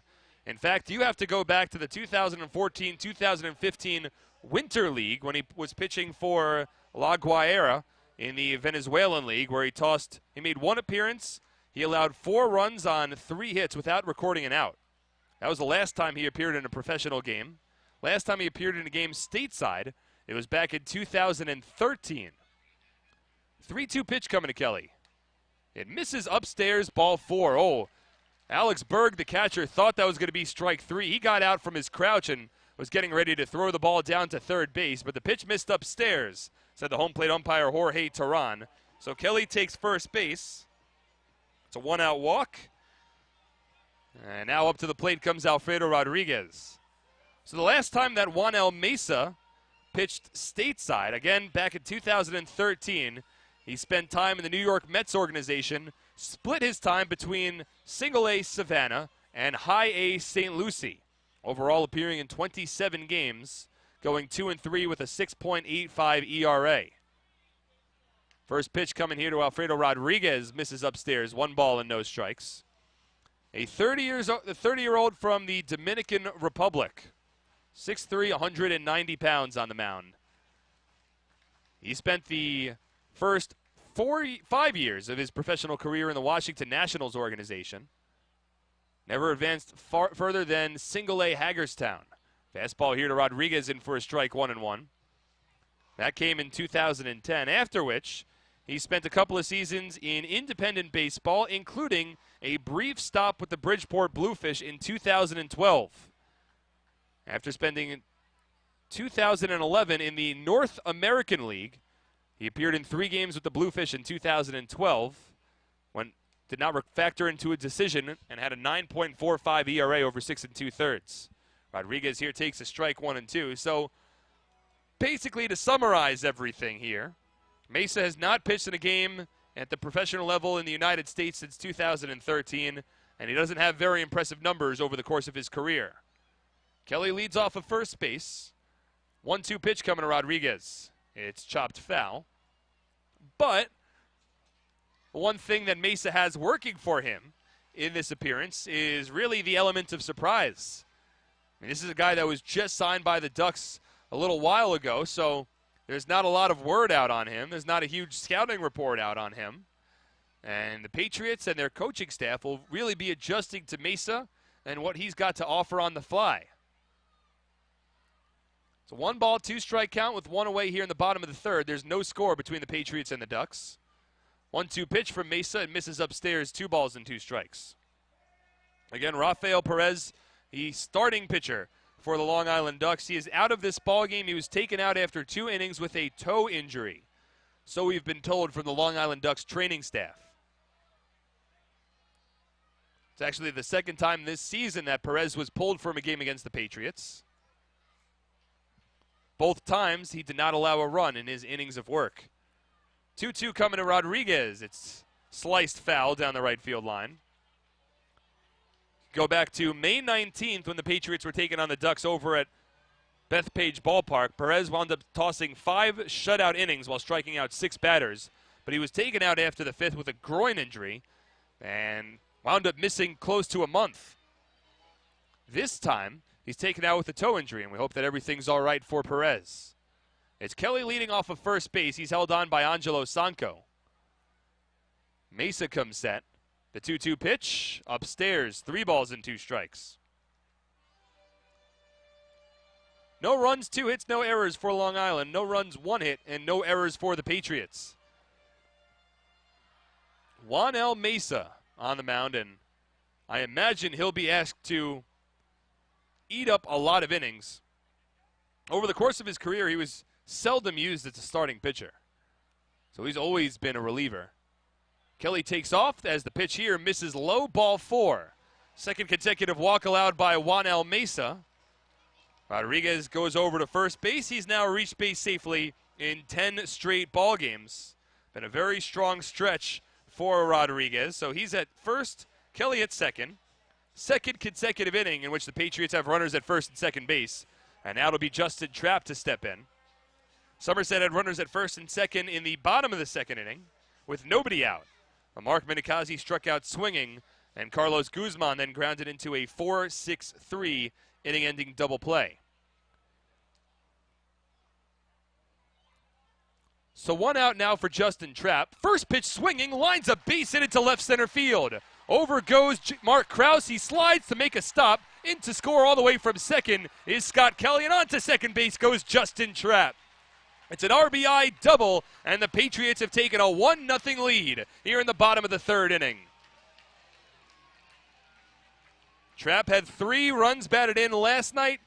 He gets the scoring started in the bottom of the third here with an RBI double into left center field. Over to third base goes Alfredo Rodriguez. So 2 runners now in scoring position for Justin Pacioli. It's now the 14th run batted in of the year for Trapp. He has had a very successful start to his Patriots career. In addition, he's been getting on base and getting doubles with regularity. In fact, that's the 7th double for Justin Trapp on the year, and he's now just playing in his 23rd game. So he'll lead off of second. The Ducks bring the infield in, and the first pitch to Pacioli in for a strike, 0-1. Well, Trapp's been an aggressive first pitch swinging guy pretty much all season long, and it's going to sound like I'm lying when I say this, but I was going to say I wonder if he's going to try to swing first pitch when Mesa was struggling with his command. 0-1 to Pacioli. Checks his swing on a slider. Oh, and the first base umpire, Richard Katz, says that he went around. And now Adam Donahue, who's coaching first, has a couple of choice words. Donahue has come into the field of play, and Richard Katz is quickly gesturing over, and somebody's been thrown out of this ball game. I don't know if it's Donahue or Brett Jody, but now Brett Jody, the manager, is going to come out and have a conversation with Katz. Well, Katz was very quick to get animated as the first base umpire, but the reason why the Patriots are so frustrated is that he is standing behind where the second baseman Giovanni Alfonso is located. So Katz did not have a good angle at all to call that a strike against Pacioli on the check swing, but that's where the appeal went because we're playing with a 3-man umpiring crew. So immediately there was some chirping from the Patriots dugout down the first base line. Adam Donahue stepped towards the infield and started gesturing a little bit, but he put his hand up as if to try to say it in a calming manner. Brett Jody was then gesturing a little from the Patriots dugout as well, and Richard Katz has thrown somebody out of this ball game. I'm still not exactly sure who. Brett will now walk back to the dugout. If Brett has been thrown out of this game, it'll be the first time this season that Brett Jody has been tossed from a Somerset Patriots game. I haven't seen anybody make the exit towards the tunnel just yet, so we'll monitor to see what the decision is. But there has been a player that's been tossed from this game. Right now it looks like Jerome Williams is starting to walk towards the Patriots dugout, and I guess it might have been Jerome Williams who's been tossed from this game. Williams, not active currently on this roster, but he's been hanging out with the Patriots trying to get back into playing shape after he suffered a forearm injury back in late June. 0-2 pitch coming to Pacioli. Checked his swing again. Another appeal down to Katz. This time he says that he did not go around, and a sarcastic cheer. And now Brett Jody's coming out again. And was Adam Donahue just tossed? Adam Donahue was just tossed from this game. And now Brett is sprinting out, and he has taken his hat off, and he is going toe-to-toe with Richard Katz at first. There was a sarcastic clap on that check swing, and now Brett is as irate on the field as I have seen him this season. There were sarcastic cheers coming from the Patriots dugout and from the fans down the first base line. And I looked down for a moment. I'm not sure if it was Donahue that was originally tossed or if it was Brett Jody who was tossed. But Brett is irate. He is livid on the mound. He's going right up against Richard Katz. And now both of the other umpires, Jorge Teran and Tom Gandolfo, have surrounded and are trying to protect Katz from Brett. Brett's hat is off and it is in his left hand, and he will slowly walk back towards the Patriots dugout. The Boo Birds are now coming down here at TD Bank Ballpark, and we'll see if it was Brett Jody who was ejected from this game. Brett still isn't done arguing as he turns around and has a couple of final words for Richard Katz. I mean, if Brett was ejected from this ballgame, it's the first time this season that he was ejected. And normally, I mean, you have to say the wrong thing to Brett to get him ejected from this game. But it looks like he has been. He hands over the lineup card to the Patriots pitching coach, Corey Dommel. And Brett has some final choice words for Katz. He's not done yet. And he's trying to toss Richard Katz from this game. He's standing right outside the Patriots dugout. And now he will walk back underneath the tunnel and takes off his hat and gives a salute to the Patriots crowd. Oh, that was fantastic from Brett Jody. He takes off his hat and salutes this Patriots crowd that was as upset with Richard Katz as he was. So Brett Jody has been ejected from this ballgame for the first time this season. It's a 1-2 count coming to Justin Pacioli. Mesa will deliver home, and the curveball misses Lone inside. 2 balls and 2 strikes. So Corey Dommel has now taken over managerial duties for the Somerset Patriots in this game. And as Brett was leaving the Patriots dugout, even some of the Patriots players started applauding him. So he certainly got his money's worth. 2-2 pitch from Mesa. It's grounded foul down the first baseline. Again, all of these two back-to-back ejections, they came after a check swing call from Richard Katz, who is not in a great position at all to make a call on a check swing. He is right next to the second base bag, trying to make a call against the right-handed hitting Justin Pacioli.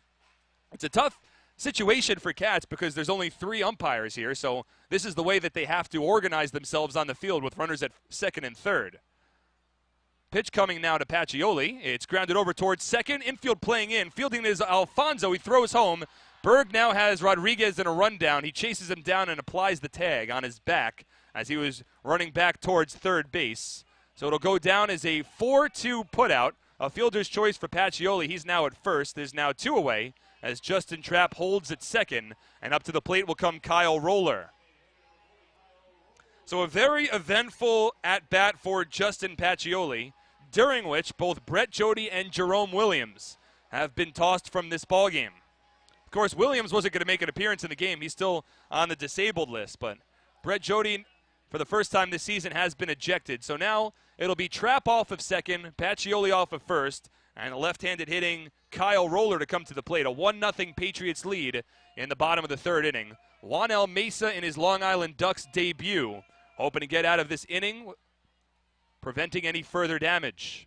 Shift is on for the Ducks, both on the infield and the outfield. First pitch swing in his Roller. He lifts it shallow left field. A lot of ground to cover for Mark Krause. He's still coming in, and he won't get there. It drops in for an extra base hit as Justin Trapp slides it home to score. Pacioli tagged out at third. It'll be an RBI double for Kyle Roller, and the Patriots now lead 2-0. That being said, Pacioli tagged out at third, and the inning has come to a close. Somerset tacks on 2 runs. They lead 2-0 as we head to the fourth on SPN.TV, 1450 WCTC, and WCTCAM.com.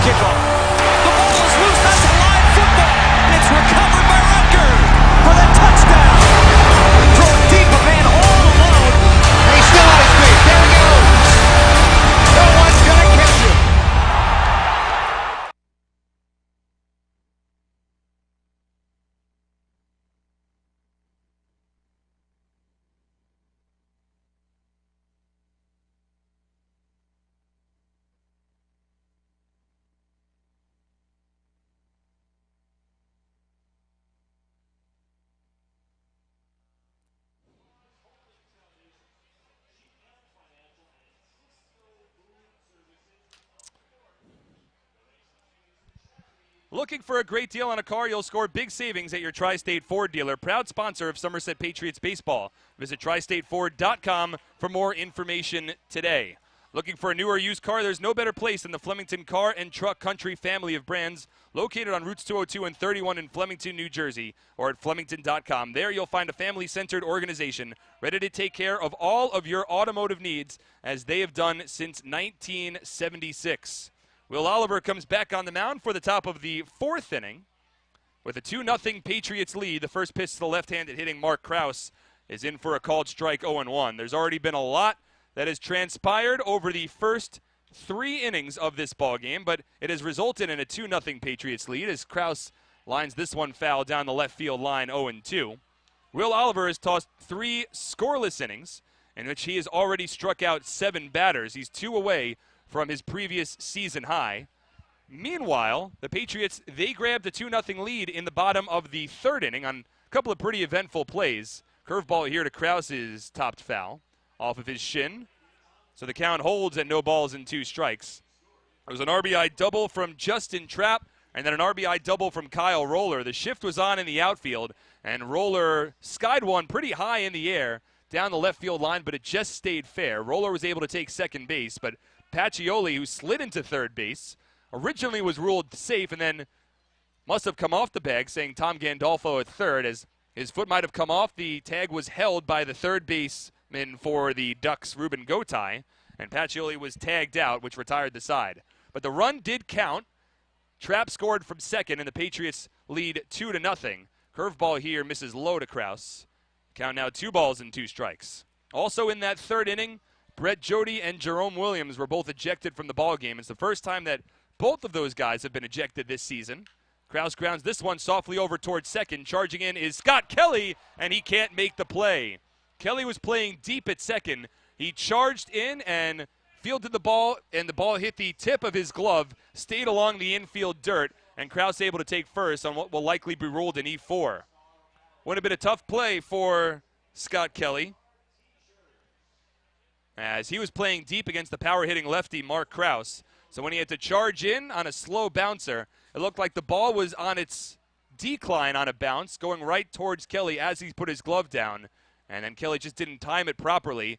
It fell underneath his glove, stayed along the infield. Krause takes first base. Still awaiting the ruling on the play, as the first pitch now to Angelo Sanco as a fastball misses outside 1-0.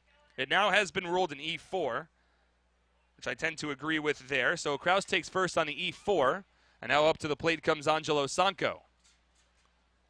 Will Oliver was at 63 pitches through 3 innings, as Sanco's late on the fastball here, 1-1.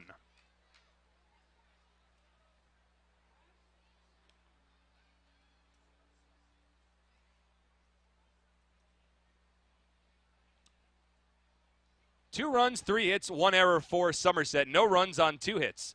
And no errors for the Long Island Ducks. The 0-1 is grounded over towards short. Playing it perfectly was Rodriguez. He fields, steps on second, and fires to first for a 6-3 double play. That certainly helps out Will Oliver, as now there's 2 down and nobody on here in the top of the 4th inning. That'll bring Ruben Gotay to the plate. He is one of 7 strikeout victims already against Oliver. So Oliver's pitch count, while it might not be exactly where he would like it to be, a twin killing certainly does help out. So now Gotay will step in. He's struggled mightily against the Patriots this season. In fact, Gotay only has a .125 batting average against the Somerset Patriots in 9 games played this year.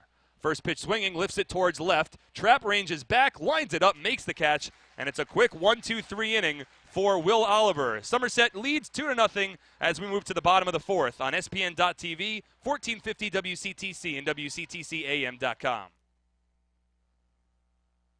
What's better than winning Dealer Rater's Dealer of the Year award? Winning it back-to-back. That's right. Flemington Car and Truck Country is New Jersey's Dealer Rater Dealer of the Year 2 years in a row. So thank you to our customers for putting us on top again. Visit DealerRater.com to read our reviews. Over 1 million satisfied customers can't be wrong. 17 brands, 6,000 vehicles in one location. Flemington Car and Truck Country family of dealerships. Proud to be the better way to buy.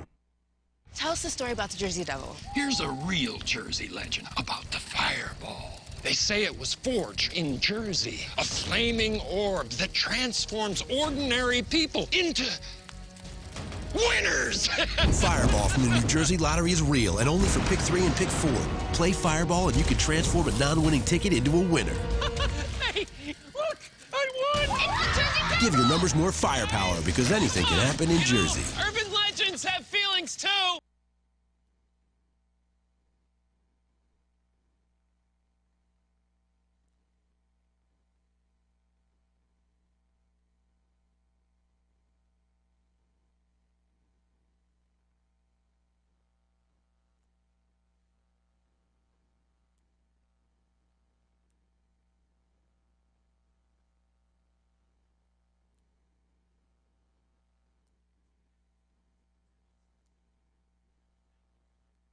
With TD Convenience Checking, all it takes is a daily minimum balance of $100 to avoid a monthly maintenance fee. TD Bank also offers the longest hours and a free debit card on the spot. Stop in today to open an account. Visit them at tdbank.com/checking or give them a ring at 888-751-9000. TD Bank, America's most convenient bank, member FDIC. Diamond Nation, located on Flemington, New Jersey, is the premier baseball and softball facility in the Northeast and is home to the Jack Cuss Baseball and Jenny Finch Softball Academies.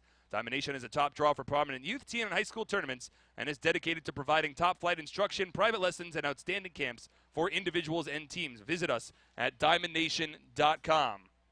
It's the bottom of the fourth inning. Patriots leading 2-0, and Omar Rosario steps in against Juanel Mesa, now in his second inning on the mound.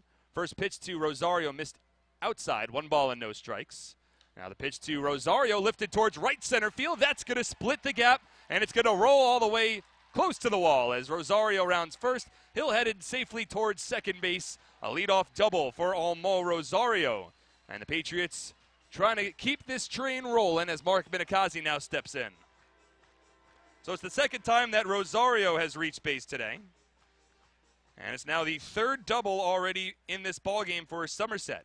Both Justin Trapp and Kyle Roller had RBI doubles in the third inning, both times bringing home a run. And now it's Rosario to lead off of second for the former Long Island Duck, Mark Minikazi. Juanel Mesa struggling here in his first professional appearance in the United States since 2013. It's been almost 4 years. Curveball, first pitch to Minikazi, drops in for a strike, 0-1. Minikazi struck out swinging in his first at-bat, but a .245 batter on the season. He has been quite motivated to go up against his former team so far this year, as an opportunity to extend a 2-0 Patriots lead. 0-1 misses outside. It almost gets away from Alex Berg, and Rosario has to hold at second. A slider that missed well outside. Berg made a nice backhanded pick after the ball hit the dirt and almost got away from him. And then as he brought his glove back up, the ball did pop out of his glove, but it stayed right near his feet. So Rosario wasn't tempted enough to advance from second over to third. A 1-1 count to the right-handed hitting Minikazi, working against the 6'3" righty Juanel Mesa on the mound. From the stretch, checks Rosario, the 1-1. In there for a called strike, 1-2. Carlos Guzman awaits on deck. It's 2 runs on 4 hits, 1 error for the Patriots. No runs on 2 hits, and no errors for the Long Island Ducks. A beautiful evening for baseball. The wind slightly blowing from left center field in towards the infield. From the belt, the 1-2. Breaking ball, it misses outside. Minikazi checked his swing, and the ball rolls to the backstop. Over to third base goes Omar Rosario. So it's a wild pitch from Juanel Mesa. Now the Patriots have a runner at third with less than 2 out. And an opportunity for a run batted in for Minikazi. He has 21 ribeye steaks on the season.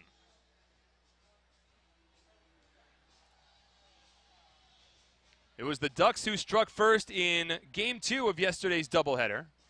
It was the Patriots who struck first in Game 1. And now Somerset has struck first so far today. A pair of runs in the bottom of the third. The Ducks will play the infield pretty much halfway against Rosario, the 2-2. Upstairs, 3 balls and 2 strikes. The first baseman, Angelo Sanco, plays along the grass. The second baseman, Giovanni Alfonso, halfway. Shortstop Elmer Reyes halfway, and the third baseman, Ruben Gotay, just about halfway, a little past parallel to the third base bag. Rosario with a soft lead off of third as Juanel Mesa steps in, and a balk has been called against Mesa. And in to score from third base is Omar Rosario. Mesa can't believe it. It's the home plate umpire, Jorge Teran, who has called a balk. And now Kevin Baez, the manager for the Long Island Ducks, comes out, and he's just looking for an explanation. Patriots now lead this ballgame 3-0.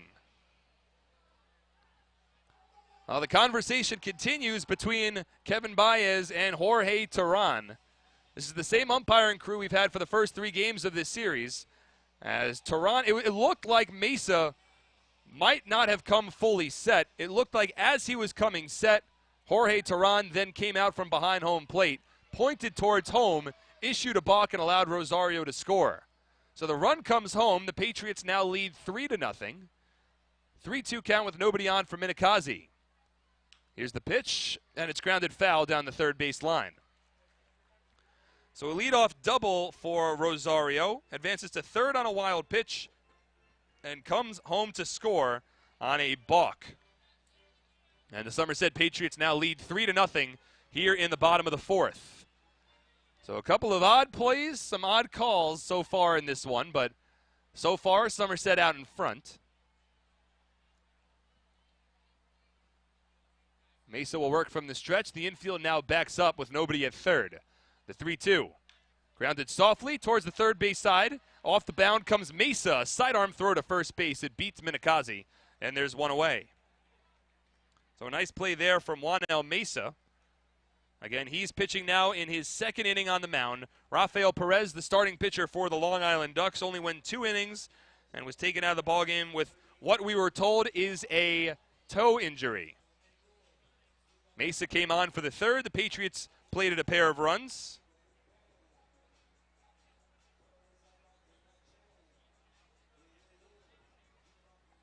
And now it's Carlos Guzman to step in. Mesa will work from the stretch. Wind blows in from center field now. First pitch to left-handed hitting Guzman. It misses outside. 1 ball and no strikes. Carlos Guzman, he grounded into a 4-6-3 double play in his last time up, but here are some of his numbers over his last 7 ball games. He's one of, if not the hottest hitter in this Patriots lineup. 1-0 misses low, 2 balls and no strikes. He has hit safely in 6 of his last 7 ball games, over which he has a .444 batting average with 2 home runs and 8 runs batted in. I had the opportunity to talk to him during the Flemington Department Store postgame show last night, and he's really starting to feel comfortable and confident at the plate. The 2-0 skied a mile in the air, but it's along the infield. In comes the shortstop, Elmer Reyes. He calls everybody off, and he makes a 2-handed catch for the second out. So 2 out, nobody on now in the bottom of the 4th inning. A quick broadcast note, in the top of the 5th, we will be joined for an interview alongside John Gantner. He is the president and CEO of Robert Wood Johnson University Hospital. He'll come on. We'll have a conversation. It is Robert Wood Johnson Barnabas Health, who is the game sponsor of today's ball game and also the game sponsor of the post-game fireworks show. A longtime sponsor of the Somerset Patriots, one of our top sponsors. They were also co-sponsors of the 2017 Atlantic League All-Star Game. Yovan Gonzalez now steps in and takes the first pitch slider off the plate for a ball, 1-0. So it'll be John Gantner, the president and CEO of Robert Wood Johnson University Hospital. And he'll come on the air and we'll have a conversation about the partnership between RWJ Barnabas Health and the Patriots. 1-0 misses low to Gonzalez, 2 balls and no strikes. Yovan grounded out to shortstop in his lone at bat so far. He was the first batter that Juanel Mesa faced. Mesa allowed that ground ball out from Gonzalez, but after which, back-to-back walks to Scott Kelly and Alfredo Rodriguez. RBI double to Trapp. Fielder's choice for Justin Pacioli, and then an RBI double from Kyle Roller. Fastball here on the inside corner. Nope. Oh, yes, it was. 2 balls and a strike now to Yovan. A .305 batter on the season. 3 home runs, 24 runs batted in. Would rank among Atlantic League leaders in batting average if a qualified batter. The 2-1. Line drive towards left field, fairly deep. Kraus ranges back, but he's able to run it down, make the catch in front of the warning track, and that retires the side. So Juanel Mesa issues a run to Omar Rosario, but the Patriots lead 3-0 through 4 as we head to the 5th on SPN.TV, 1450 WCTC, and WCTCAM.com. Troops will have the honor of presenting both their PAX banner along with our nation's colors on the field before the game. A parade around the field will end with the troops lining the infield during the national anthem. Scouts looking to earn badges for presenting the colors and going on a go-see-it outing can fulfill both, all while enjoying America's pastime. Tickets begin at just $8.50 for everyone in the group, with commemorative 2017 Scout patches available for just $1.50. Visit SomersetPatriots.com or call 908-252-0700 so you can get involved and have your troop honored at a professional baseball game.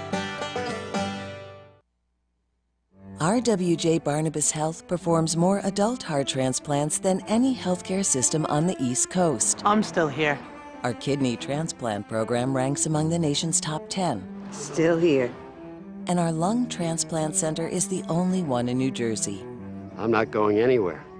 From corneal and pancreatic transplants to heart, kidney, and lung, our patients aren't who they used to be. They're better. RWJ Barnabas Health. Let's be healthy together.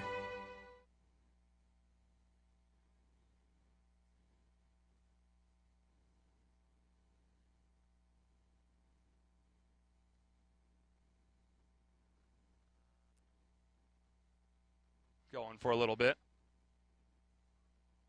Welcome back.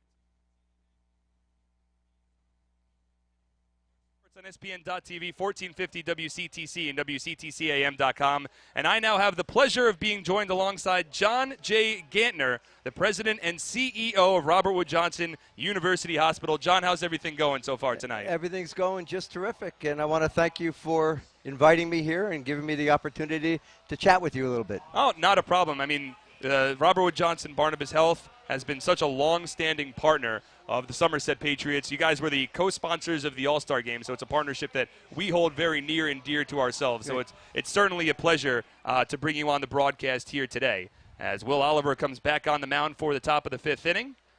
And the first pitch from Will Oliver, it's a fastball in for a called strike, 0-1. So these two, we've been partners for a long time. Why don't you talk a little bit about the partnership between RWJ and the Somerset Patriots and how it might benefit the University Hospital? Sure, be happy to. So from my perspective, the partnerships are natural. Robert Wood Johnson University Hospital, New Brunswick and Somerset, we are not-for-profit organizations. We are committed, and our mission really involves providing linkage and benefit to the community. And this is really a fun way for the hospital to engage with the community. And we do derive value. So certainly the promotion of the hospital name and our motto of being healthy together, this provides an opportunity to do that. So there's signage around the venue here. We have people on board that are getting involved with health promotions. We've done blood drives here. We've done screenings. We've done health fairs. We've done education on healthy living. So it's an opportunity for us to interact with the communities. That really is what our mission is all about. So it's a unique and fun way to carry out part of our mission. Elmer Reyes grounded out to third base to begin the inning, and now the first pitch to Alex Berg. He is hit by a pitch, so he'll take first base. So now, selfishly, we'll take an opportunity to talk a little bit about yourself. This is your opportunity to talk about yourself a little bit. I do know that you were recently named president and CEO of Robert Wood Johnson University Hospital. Tell us a little bit about your new role. So to summarize, I would say my role is exciting and personally, professionally fulfilling. Interestingly, this is my second tour of duty at RWJ. I worked at Robert Wood Johnson from 1993 to 2007. I then left RWJ and I worked for a couple of large integrated healthcare delivery systems. Most recently, I was in Florida. I got a call around the end of last year from Barry Ostrowski, who's president and CEO of RWJ Barnabas Health, inviting me to come back to New Jersey and work with the newly formed RWJ Barnabas Health system on integration and academics. So after a little bit of discussion, my Jersey girl wife, Allison, and I packed up and we returned to New Jersey. So it was good to be close to our families, but it was also really professionally rewarding to have the opportunity to be back at RWJ. You know, it's a very special organization providing an extremely high level of care. We provide community-based medicine, but really our distinction is that we provide tertiary quaternary care to some of the sickest, most needy patients in the state of New Jersey. We're also highly involved with the academics through Rutgers University, and so it's been challenging but absolutely rewarding and a lot of fun. The loyalty and dedication of our team members and physicians is just unmatched, so it's great to be back. Oh, it's certainly great to have you here, John, as Giovanni Alfonso draws a 4-pitch walk against Will Oliver. So Alfonso takes first base, and over to second goes Alex Berg. There's runners at first and second base with one out. Now Corey Dommel, the Somerset Patriots pitching coach, will come out to have a conversation with Will Oliver. So it'll give us an opportunity to have a little bit more of a conversation. Again, I'm being joined by John J. Gantner. He's the president and CEO of Robert Wood Johnson University Hospital. So now you've come over to University Hospital. You're in your new role as a president and CEO. So I imagine there's some new things that are potentially on the horizon over with the New Brunswick branch. Certainly are. So there's lots going on. And when I heard there might be a question about what's on the horizon, so many things that we wouldn't get back to the ball game. So I think something probably worth talking about is some of the construction related to the growth and development of services on the campus. So we are at the moment involved in a major renovation of our emergency department. It's long overdue, but the new ED will be fabulous, state-of-the-art. It'll be about 60,000 square feet. Wow. We'll have 100 private rooms, not bays in a traditional emergency department, but these will be rooms for privacy purposes. We'll have a special pediatric area. It's a 2-year construction project, so there's some disruption on the campus, but we're keeping our current emergency department fully open and operational. But I think that the contribution it will make to emergency services in our community when it opens the end of next year will just be unmatched. So lots of construction going on. We're also expanding our cardiovascular ICUs because we do a lot of open heart surgery and other high-end cardiovascular procedures. And probably in a year or two, we'll be expanding our general ORs. So we continue to grow, develop, lots of construction going on, evidencing the growth in the programs and services and patients that we see. So it's a very exciting time. Oh, it sounds like it's an extremely exciting time as Anthony Vega lines a base hit into right field. Over to third base goes Alex Berg. He stops there. And Will Oliver, who is coming back from behind home plate to protect that throw, is now being attended to by the Somerset Patriots trainer, Phil Lee, who actually has done some work with Robert Wood Johnson Barnabas Health. I think the trainer, we do provide a trainer, yes, correct? Yes, you guys do. So at least being called upon here provides us an opportunity to bring that portion of the sponsorship and the marketing partnership into the equation as well.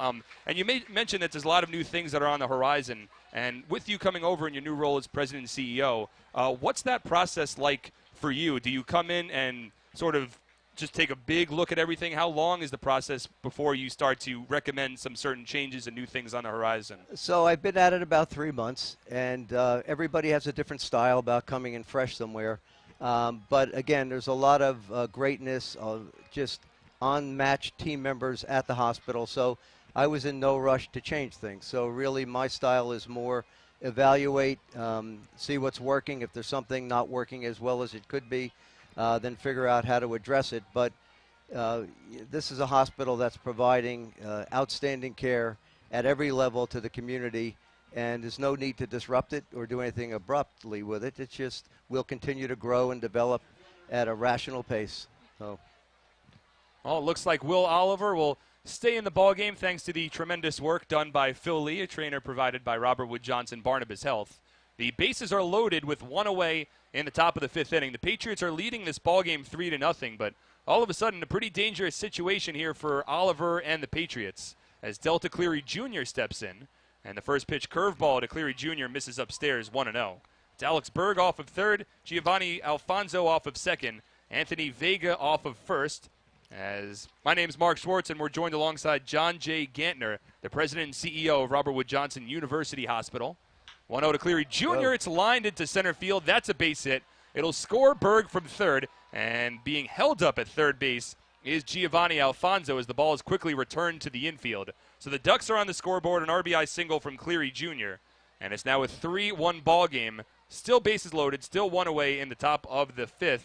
And, you know, back to our conversation here, John, about Robert Wood Johnson University Hospital. I understand that the hospital has actually captured a number of national honors over the past year. Can you talk a little bit more about everything you guys have going on? Sure, I'd be happy to. But before I do, I got to tell you, Mark, you have a little bit of a gift to be able to narrate a baseball game and weave into it effortlessly. An interview with a hospital CEO is no easy task. Oh, I appreciate that. Yeah, I got to tell you.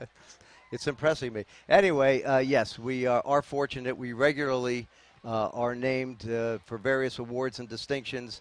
So just about a month or two ago, our children's hospital, the Bristol Myers Squibb Children's Hospital at Robert Wood Johnson University Hospital, was once again named one of America's top children's hospitals. That's fantastic. And that's the 5th time that's happened. So that's just great. Last week, U.S. News and World Report designated Robert Wood Johnson University Hospital among the top 3 hospitals in New Jersey, and actually ranked us 8th overall in the New York, New Jersey metropolitan area. So that, of course, is also outstanding. In that same U.S. News and World Report, they designated as high-performing our services in cancer, GI, geriatrics, nephrology, neurosciences, and urology. So we're very, very proud of that, and all the team members and physicians that got us to that point with those distinctions. And last but certainly not least, I need to talk about the amazing Robert Wood Johnson University Hospital nurses. Once again, our nurses in the most recent survey earned the Magnet distinction. So this is a nursing level of distinction that's bestowed by the American Nurses Credentialing Association.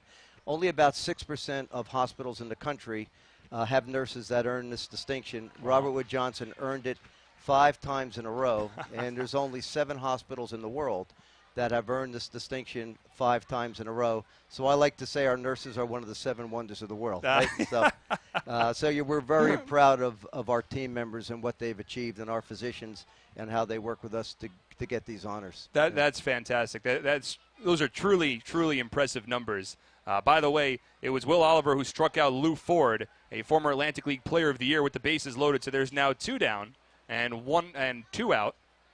With the bases loaded, an 0-1 count to Mark Krause, a left-handed batter, and the first pitch misses low here, 1 ball and 1 strike. Again, we're speaking with John J. Gantner. He's the president and CEO of Robert Wood Johnson University Hospital, a member of RWJ Barnabas Health, a big-time sponsor of the Patriots. You guys are sponsoring the post-game fireworks show, which is always a special occasion. We love to light up the sky. That's right. Light up the sky.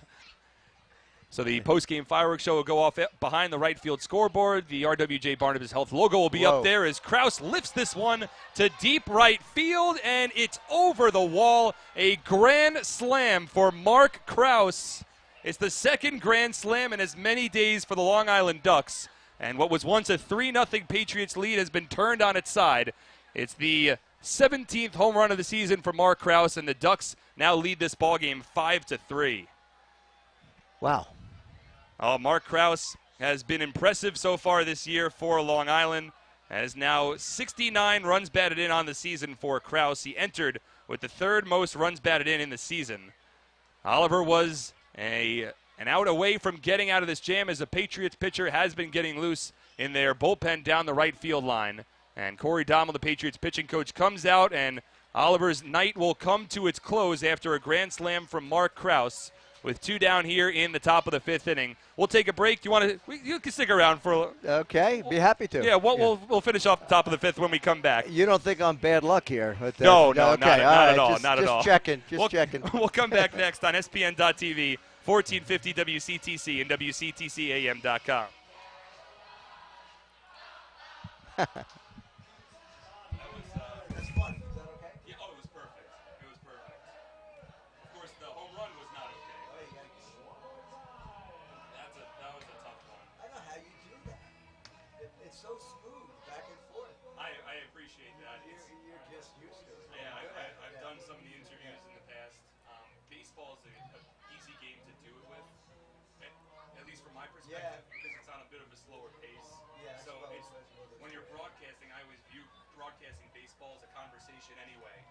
So it's basically a conversation that I'm having with you that we then present to the other conversation we're having with our listeners. Yeah. You're just good at it because you're used to it, but thank you. The transitions are seamless. I appreciate that. Thank you. We're about to come back on, by the way.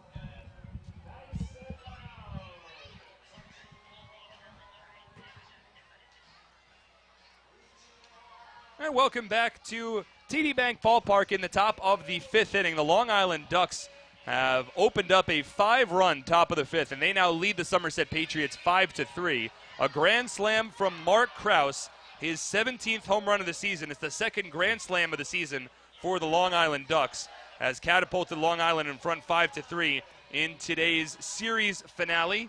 Meanwhile, we're still having a very pleasant conversation despite the score with John J. Gantner. He's the president and CEO of Robert Wood Johnson University Hospital. Also the game sponsor for today, the fireworks sponsor as well. And I believe, John, you guys have a lot of tickets that are out for today's game as well. And you talked earlier about how it's so important for Robert Wood Johnson Barnabas Health to connect to the community. Right. That's what you guys are all about. That's what we're all about here with Somerset and the Somerset Patriots. That's why it's a natural. And it's a natural fit. So it's great that you guys have so many tickets out. And you have a lot of some of the nurses that you were talking about. Who's out for the game today? We have, I want to say we have 12 or 1,400 tickets. That sound about right? Sound about right, which is a great number. And we have a couple of boxes with more That's people right. in it.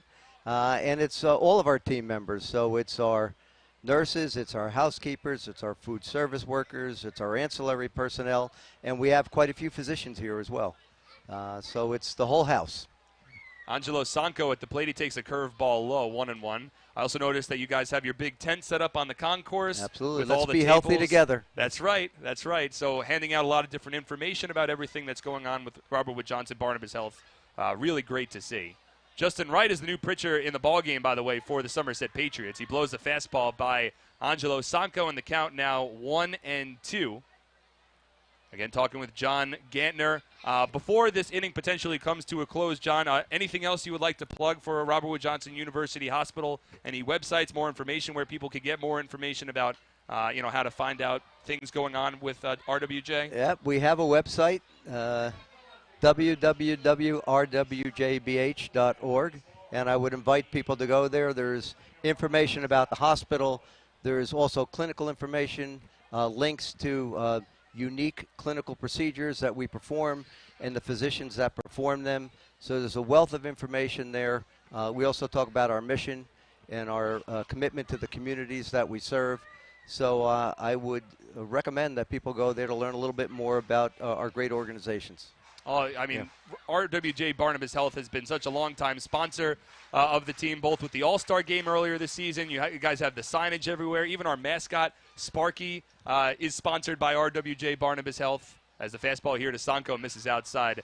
3 balls and 2 strikes now. So really a long-standing partnership that we're certainly proud of. And again, it makes us look good considering how awesome you guys are. Well, I was about to say the same thing. So I think part of the partnership is it's two great organizations, and when you put them together, it just shows you the synergy that happens when two greats come together. So we're very appreciative. Oh, well, we are certainly appreciative of everything you guys have going on as well. I mean, John, earlier on this broadcast, you talked about all the different accolades and the different rewards that Robert Wood Johnson Barnabas Health has earned. And really, I keep on going back in my mind, even as I'm looking at this broadcast, this baseball game, about the nurses stat that you brought up. One of only 7 hospitals in the entire world, that could claim that. That is truly remarkable as Sanco fouls off this pitch. And so the count stays at 3 balls and 2 strikes. Robert Wood has always been a healthcare facility that has focused on the nurses and the strength of the nursing staff.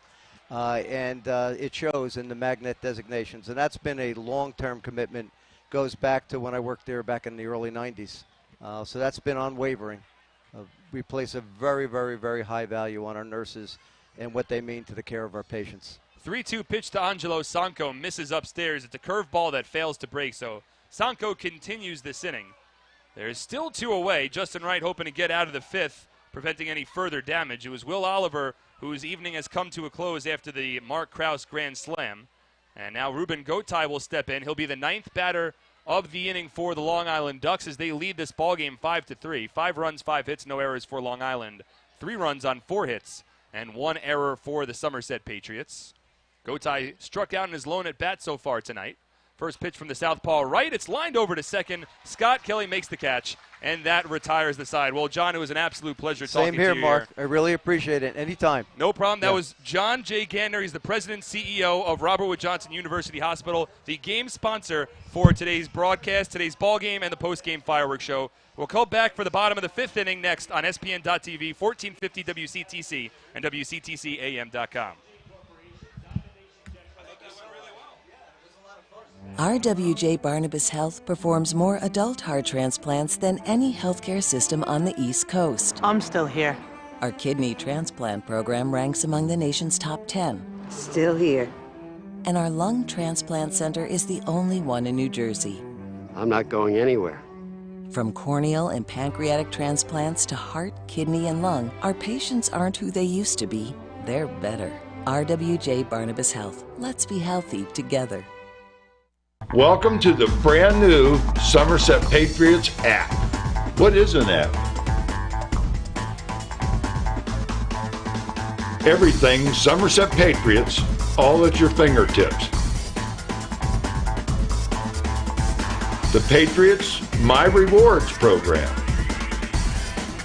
Download this free app today at the Apple Store or Google Play. I might not know what an app is, but this one is really fun.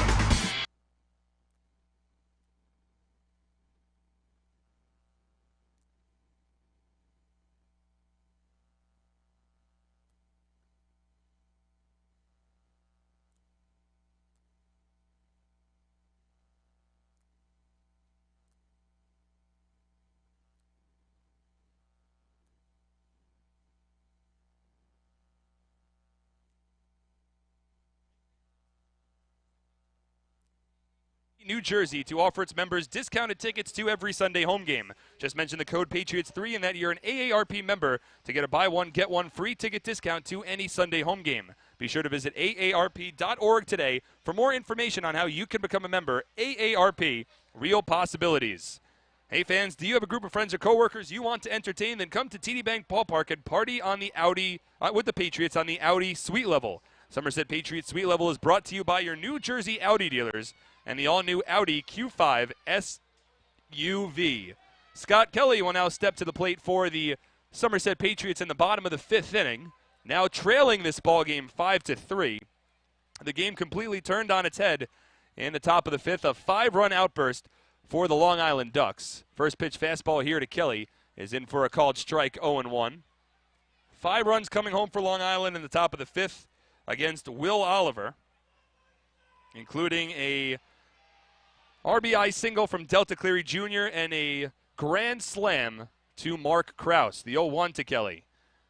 Misses. 1 ball and 1 strike. There's a new pitcher in the ballgame now for Long Island as well. Juan L. Mesa's day has come to a close, and now it's the former Somerset Patriot Joe Testa, who has now come on to pitch here. A Jersey native, pitched with the Somerset Patriots back in 2015. And now Testa on the mound to work against his former team. He works here against Scott Kelly, who lines one over towards right, but playing it perfectly, shaded down the right field line was Anthony Vega, and there's one away. Vega had it lined it up to a T. He was shaded towards the right field line, and he barely had to move on a sharply hit line drive off the bat of Scott Kelly. So 1 out, nobody on, bottom of the fifth inning, and we'll move back to the top of the order now, and Alfredo Rodriguez. So Joe Testa, a 5'10", 175-pound southpaw, a Jackson, New Jersey native who went to school at Wagner College, which is only really about a 25-minute drive away from TD Bank Ballpark on 287 over in Staten Island. Last year pitched in the American Association for Laredo. Went 1-2 over 6 appearances. Also pitched briefly in the Venezuelan Winter League. But again, he pitched with the Somerset Patriots, appearing in 5 games back in 2015. Carried a 4.50 ERA without factoring into a decision. Fastball here from the southpaw is in for a called strike to Alfredo Rodriguez, and the count moves to 0-2. So a 5-3 Ducks lead now. 5 runs on 5 hits, no errors for Long Island. 3 runs on 4 hits, and 1 error for the Somerset Patriots. 0-2 pitch from Testa. Breaking ball misses well low. Short of home plate by a couple of feet. So 1 ball and 2 strikes now to Rodriguez, who's already reached base today. He drew a walk his last time up and has now reached base safely in 10 straight ball games. The 1-2. Grounded softly over towards third base. Fielding it is Gotay, and an easy throw on to first, and there's 2 away.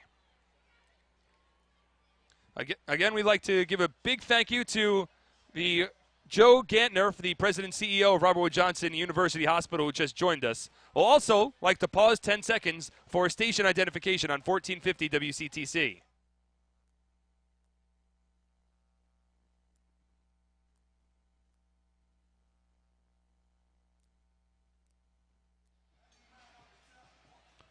Justin Trapp will step in here with 2 out, nobody on, bottom of the 5th inning. Patriots trailing the Long Island Ducks 5-3. It's Joe Testa on the mound, and Trapp will drop a push bunt down the first baseline. Testa slides, but he can't field it cleanly. And Justin Trapp with an infield single with 2 away to keep the inning alive for Justin Pacioli. Second hit of the ballgame for Trapp. There was the southpaw Testa on the mound, normally with the lefty the follow-throughs to the third base side. So Trapp pushed the bunt down the first base side. Testa came off the mound, slid pretty much halfway between home plate and first base, about a 45-foot roller off the bat of Justin Trapp. And when Testa slid, he couldn't corral the ball cleanly. And with Trapp's speed, he was easily able to take first. So now Pacioli will step in.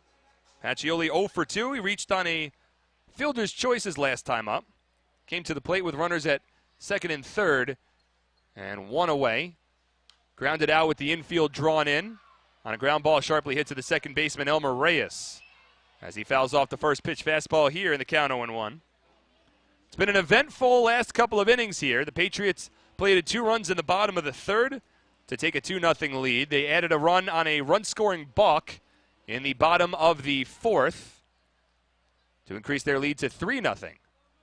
As the 0-1 here, it's grounded back to Testa. He knocks it down with his foot, spins around, and throws it on to first. A fortuitous bounce there for Long Island. That ball gets through. It's a base hit for Pacioli. Instead, it's a 1-3 putout, and the inning comes to a close.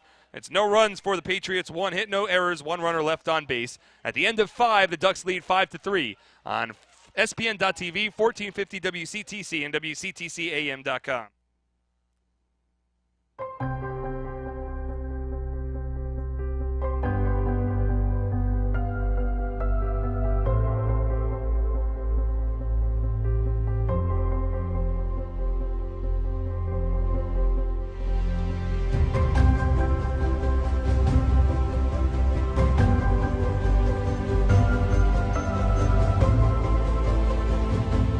Visit BellariDesign.com to learn more today. Insurance is a complicated subject. Add a language barrier and it's just a disaster. My name is Melissa Estevez and I work for Horizon Blue Cross Blue Shield of New Jersey at Horizon Connect. I love my job because I'm able to connect with the people. Once they realize they can come here and speak to someone in Spanish, they keep coming. Health insurance is very complicated, especially today. I love making it simple for people. It's something that makes me feel fulfilled.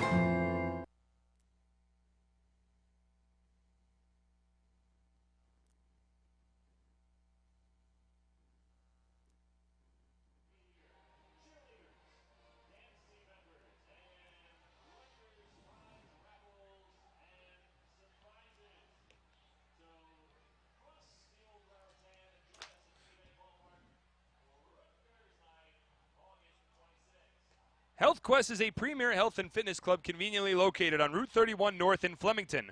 Open 7 days a week to serve Hunterdon County and Central New Jersey, HealthQuest provides high-quality family fitness, wellness, and athletic opportunities in an optimal, educational, friendly, and entertaining environment, utilizing state-of-the-art facilities available to the entire community. Well, Justin Wright will remain in this ballgame for the Patriots as we move to the top of the 6th inning. 5 runs, 5 hits, no errors for Long Island. 3 runs and 5 hits with 1 error for the Somerset Patriots. Will Oliver's day has come to a close for Somerset. First pitch now to the right-handed hitting Elmer Reyes. Fastball in there for a called strike, 0-1. So it'll be Reyes followed by Alex Berg and Giovanni Alfonso. It's the same 3 batters that began the top of the 5th inning for Long Island. 0-1 here to Reyes. Drops in for a called strike, 0-2. Reyes is 0 for 2 so far today. Struck out in the second, grounded out to third base in the 5th to begin that inning. A very tough inning for Somerset that saw 5 runs come home to score, including a 2-out grand slam to Mark Krause. 0-2 pitch coming from right. Breaking ball, chopped foul. So we do have the final line on Will Oliver. And really quickly, his outing came to a close. He goes 4 2/3 innings. Allows 5 hits, 5 runs, all earned, 2 walks, and 8 strikeouts. He was an out away from getting through the 5th inning. But the grand slam to Mark Krause has given the Ducks a 5-3 lead, the second grand slam they've hit in as many days. 0-2 pitch here to Reyes is lifted down the left field line towards the foul line. It'll land foul after Rodriguez gave chase, so the count holds and no balls and 2 strikes. Justin Wright allowed a walk to Angelo Sanko before forcing Ruben Gotay to line out to second base to end that inning.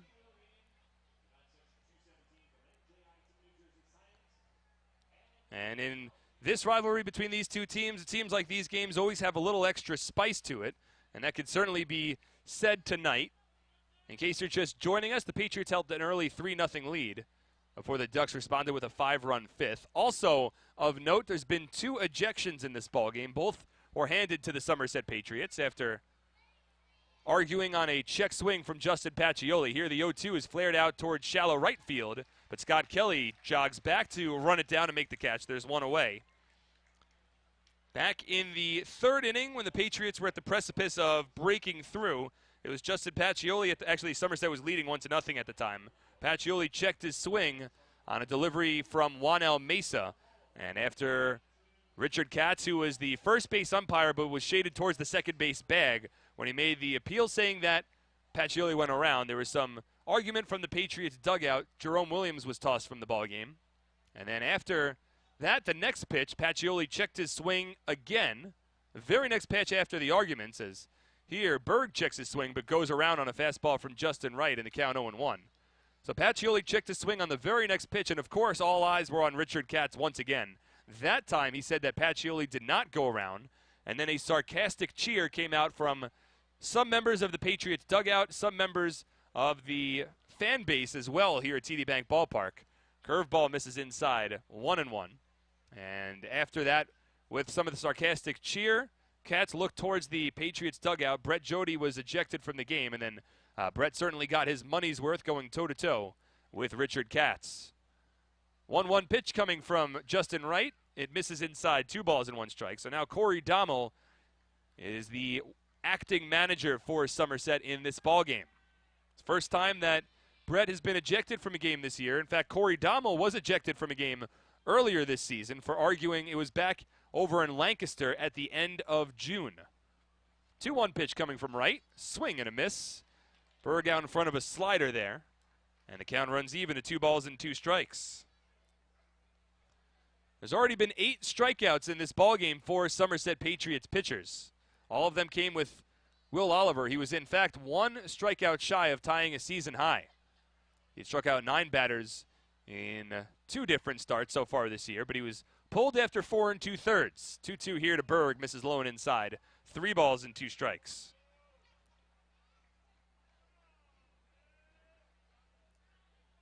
One out, nobody on, top of the 6th. Ducks leading this ballgame 5-3. Wright works from the stretch against the right-handed hitting Alex Berg. Comes set. The 3-2. It misses inside, ball 4. That's the 4th walk allowed by Patriots pitching today.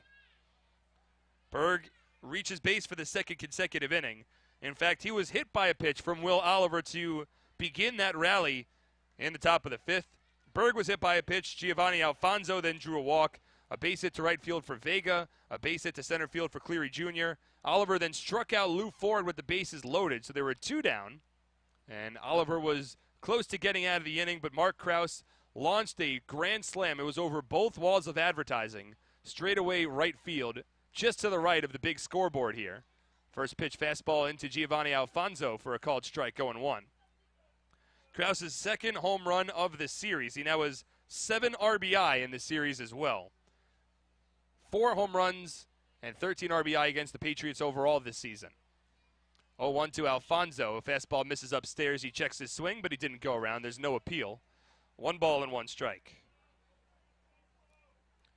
Alfonso's been on base 2 times today. He had a base hit in the 3rd. It was the first hit of the ballgame for Long Island. A chopper that went over the head of the 3rd baseman Omar Rosario, who was playing in at the time. 1-1 pitch from Wright. Breaking ball, topped foul. Right into the glove of Jovan Gonzalez. And the count 1-2. Alfonso then drew a walk in the 5th, came around to score on the Krause grand slam. The season series between these two teams, right now it favors Long Island by a game. They hold a 10-9 season series lead, but judging by the way that these games normally go between these two teams, we still have a lot of baseball to play at TD Bank Ballpark in the final matchup between the Ducks and the Patriots of the 2017 regular season. 1-2 pitch coming from right. It's grounded foul towards the Ducks dugout, over the head of some of the guys hanging over the railing, and towards the second row. Looks like possibly Lou Ford was able to make the play. Gets some applause from some of the other members of the Ducks in their dugout. So a ball and 2 strikes to Giovanni Alfonso, who has now reached base safely in 9 straight games. Alfonso had a 7-game hit streak that came to a close in Game 2 of yesterday's doubleheader. He did reach base after he was hit by a pitch, but otherwise went 0 for 3. 1-2 pitch coming. Just misses outside, says Jorge Teran. 2 balls and 2 strikes. Well, I mentioned that Kraus hit a grand slam for the Ducks, the second in as many days for Long Island. The guy who hit the grand slam yesterday was Giovanni Alfonso. He hit that in Game 1 of the doubleheader, and that also came in the 5th inning. 2-2 pitch here. It's a curveball that misses in the dirt. It gets away from Gonzalez, and onto second base goes Alex Berg. So a wild pitch there from Justin Wright has advanced Berg to second. Wright's already walked a pair of batters. He has 1 out here in the top of the 6th, hoping to not allow this ballgame to get too far away from him. But now a full count to Giovanni Alfonso with Anthony Vega awaiting on deck. Infield back, outfield straight up against the right-handed hitting Giovanni Alfonso. Southpaw right comes set, checks the runner, the 3-2. Low and inside, ball 4. So the second consecutive walk allowed by Justin Wright. The 3rd walk he's allowed so far tonight. And now the 5th walk allowed by Somerset Patriots pitchers, which is something that we can't often say, considering Somerset, in fact, has allowed the 2nd least amount of walks in the Atlantic League this season. It really allowed the least amount of walks for a long time, but right now are second behind only the Southern Maryland Blue Crabs. Just 289 walks issued by Somerset coming into tonight's ballgame. But now Vega steps in. He has 2 hits so far today. First pitch to Vega on the outside corner for a strike, 0-1. Vega struck out swinging in his first at-bat, which completed a stretch of 6 consecutive at-bats in which he struck out, dating back to Game 1 of yesterday's doubleheader. But he has bounced back since that point. 0-1 coming from right, in there for a strike, 0-2. Vega lined a base hit to center field in the 3rd inning, and then a base hit to right field in the 5th. He's 2 for 3. He's also scored a run. And Vega was just a late replacement into this lineup for Long Island. Originally, it was supposed to be Quentin Berry starting in right field and batting leadoff. 0-2 pitch coming from right. It's a breaking ball fouled off. So Vega able to stay alive. The reason Berry's not in the lineup, right before today's ball game, it was announced by the Long Island Ducks that Quentin Berry had his contract purchased by the Milwaukee Brewers organization. So congratulations to Quentin Berry. It's a Brewers organization that has made its fair share of Atlantic League signings so far this season, including Tyler Bortnick, who was signed by the Brewers organization right after the All-Star break in July.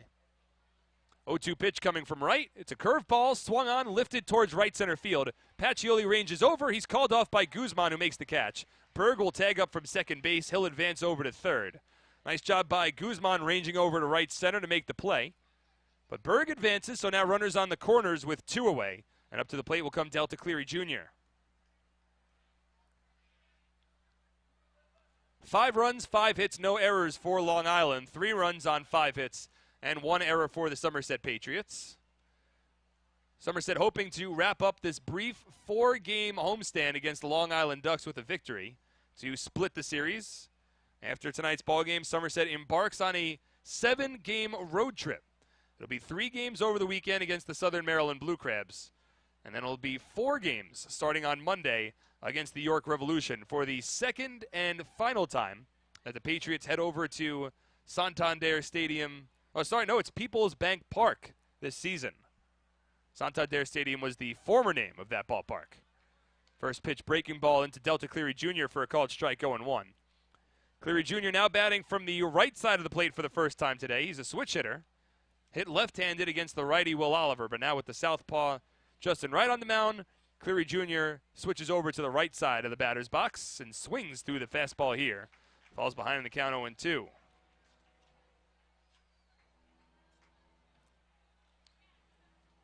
Well, Cleary Jr. against left-handed pitchers this season, hitting just .231.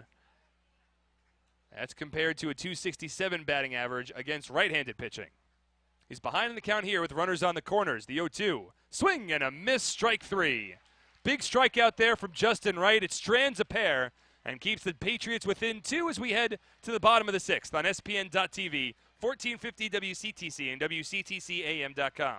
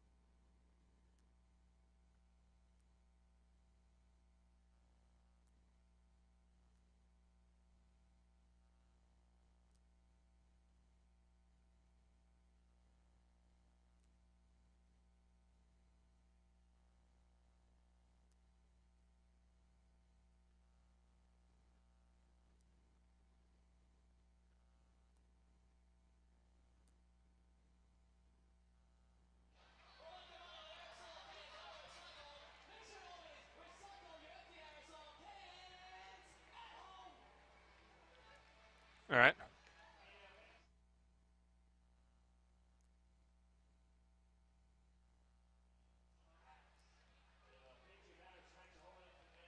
With great rates, annual dividends, and exceptional customer service, NJM Auto Insurance is a home run with policyholders. You've got the green light. Get a quote today at startyournjm.com. NJM, extraordinary value in auto insurance. Well, we move to the bottom of the 6th inning here at TD Bank Ballpark. It's Mark Schwartz on 1450 WCTC with Dave Raish running the boards back at our Somerset studios. We're also on SPN.TV today, as well as Facebook.com/Somerset Patriots and YouTube.com/Somerset Patriots as well. And we have our glorious SPN group to the booth to my left. Chris Drabick running the switchboard. We've got Jonathan Danica running the cameras, and the immortal Ed Fagan, who is running the stats and analytics for tonight's ball game as well. So in the bottom of the 6th, Kyle Roller will lead off for Somerset. It'll be Roller followed by Omo Rosario and Mark Minikazi. Still a lot of baseball to play at the Jewel of the Atlantic League tonight, with the Ducks currently leading 5-3 thanks to a 5-run top of the 5th. But Roller steps in. He is 2 for 2 so far. First pitch to Roller, misses inside, 1-0. It's been a bit of a fortuitous pair of hits. Had a ground ball down the first base line in his first at-bat that ricocheted off the first base bag, popped over the first baseman Angelo Sanco, rolled into right field for a base hit. Takes a fastball upstairs here, 2 balls and no strikes. And then with an extreme shift on, he popped one up to shallow left field down the foul line, his last turn at bat. Wound up falling in for a base hit because Mark Krause had such a long distance to cover. A run scored on the play, and at the time gave the Patriots a 2-0 lead. Takes a fastball inside here from the new pitcher on the mound for the Long Island Ducks, Dennis O'Grady. So 3 balls and no strikes. O'Grady has now entered this ballgame, so Joe Testa worked a scoreless inning of relief against his former team. A successful Long Island Ducks debut for Testa. 3-0 to Roller. It misses inside, ball 4. So Kyle Roller reaches base for the 3rd time tonight. And now the Patriots will bring the tying run to the plate here with nobody out in the bottom of the 6th inning. It'll be Omo Rosario, who has also reached base both times he's been up so far. Drew a walk in the 2nd. He doubled in the 4th. Advanced to 3rd base later in that inning on a wild pitch. And then scored from 3rd on a run-scoring balk. That was with Juanel Mesa on the mound. So it's going to be an interesting end of this ball game for Long Island to see how they manage their bullpen, how Kevin Baez decides to bring out his relievers to get them across the finish line. First pitch to Rosario is a curveball that misses outside 1-0. Dennis O'Grady has thrown 5 straight balls to begin his outing on the mound tonight. A righty works from the stretch, and the pitch to Rosario, it misses low, it gets away from Berg, and over to second goes Kyle Roller. A wild pitch against Dennis O'Grady. First 6 pitches have all missed the strike zone, including a wild pitch now. And we'll see if Rosario has the green light in this situation from Glenn Barker over at third. Corey Dommel, who's managing this ball game now for Somerset. Again, with Brett Jody having been ejected from this game earlier today. So Roller will lead off of second with Rosario at the plate. 2-0 count, nobody out, bottom of the 6th inning. And now Alex Berg will jog out to the mound to have a conversation with O'Grady. O'Grady's 5-6 on the year with a 4.64 ERA. He's made 25 appearances for Long Island, 14 starts.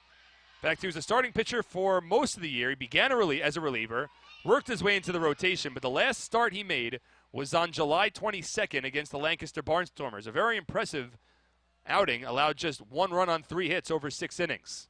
But after that, he was moved to the bullpen. 2-0 pitch to Rosario, in for a strike, 2-1.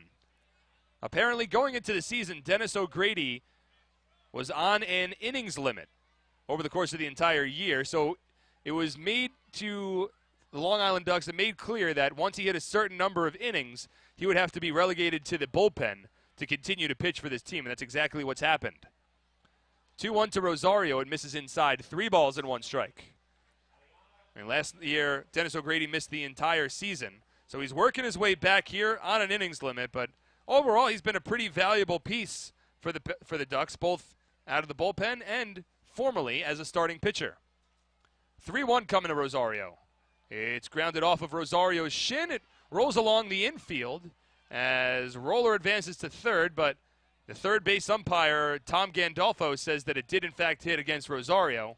And now Kevin Baez, the manager for the Ducks, comes out briefly to have a conversation, and Richard Katz, who's the first base umpire, puts up his palm as if to say, don't you dare come out here. And now there's a conversation between Katz and the second baseman, Giovanni Alfonso. Katz provides an explanation. That's the second time today where there was a soft ground ball hit by a Patriot that rolled to the left side of the infield that the home plate umpire did not rule foul, but it was Tom Gandolfo, the third base umpire, who ruled it foul. Happened to Mark Minikazi back in the 4th inning. So it's a 3-2 count now to the right-handed hitting Rosario. Now playing in his 6th game back as a member of the Patriots after his second stint in Mexico. 3-2 is grounded to third. A stop made by Gotay. Spins around, throws to first, but the ball gets underneath the glove of Sanko. Roller will head to third. He'll stop there, and on to second base goes Omo Rosario. That'll be an E5 against Ruben Gotay. The Patriots now with runners at second and third, and nobody out here in the bottom of the 6th inning. It's the first error of the ballgame for Long Island, and it could provide costly, as now Somerset has the tying run in scoring position, and up to the plate will come the right-handed hitting Mark Minikazi. Roller was not running initially on that Gotay throw, but he moves over to third base on the E5. And Rosario heads over to second base. Gotay made a nice play ranging to his left to make a stab at the ball and get it in the webbing of his glove.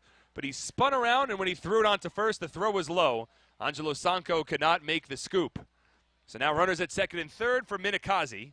First pitch swinging, fouls off the fastball, 0-1. Minikazi's 0 for 2 today, struck out in the second, grounded out to the pitcher in the 4th.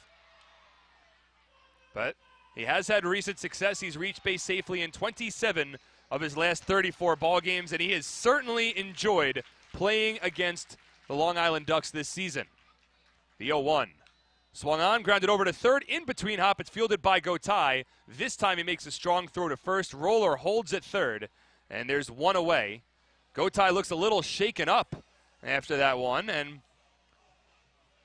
he's leaning over. It looks like Dorothy Pitchford, the trainer for the Long Island Ducks, is going to jog out to the field to have a conversation with Ruben Gotay. So While she talks to Gotay, that'll now bring Kevin Baez, the manager for Long Island, out to have a conversation with his pitcher, Dennis O'Grady. I wonder if this will be ruled as a mound visit for Baez. It is an injury timeout as Gotay is being attended to by Dorothy Pitchford. But now, really, 4/5 of the infield for Long Island, along with Kevin Baez, have come onto the mound and they continue to have a conversation, possibly talking over some strategy with Carlos Guzman about to come to the plate. So Gotay is going to stay in this ball game. It's Roller over at third, Rosario at second. Big opportunity here for Somerset to potentially draw even. And that was ruled a mound visit for Kevin Baez. So even with the injury going on, the home plate umpire Jorge Teran turned around and signaled to the press box. It does count as a mound visit. So after the Minikazi ground out, he's 0 for 3. And now Guzman steps in. Carlos Guzman 0 for 2, but he has been swinging a very hot bat. Again, .444 batting average with 2 home runs, 8 RBI over his last 7 ball games. He's reached base safely in 6 of those. He's also recorded an RBI in 6 straight ball games as well. Certainly comes up here in an RBI situation. Infield plays back. First pitch to Guzman. It misses low, and it gets away from Berg. On to score from third base is Kyle Roller. A run-scoring wild pitch. Roller scores from third. The Patriots are within a run. The score 5-4 in the bottom of the 6th. Also on the play, Rosario advances over to third. Looked like there was a mix-up there between Dennis O'Grady and Alex Berg. Might go down as a wild pitch, but to be honest, I'm starting to rethink that because it looked like the fastball just hit against the knee pad for Alex Berg, in which case it could have just been a mix-up between the pitcher and the catcher. Either way, the Patriots score a run. They're within a run. Now runner at third with 1 away. Guzman still at the plate, facing a 1-0 count. Pitch coming to Guzman. It's grounded over towards first. Sanko charges in. He fields cleanly. Underhand tosses it to the second baseman, Alfonso, covering the bag. And Rosario has to hold at third. So not what Guzman was looking for there. As the Patriots fail to bring the tying run home with less than 2 out. But it'll now be Yovan Gonzalez to step in, hoping for a little more success. Guzman now 0 for 3.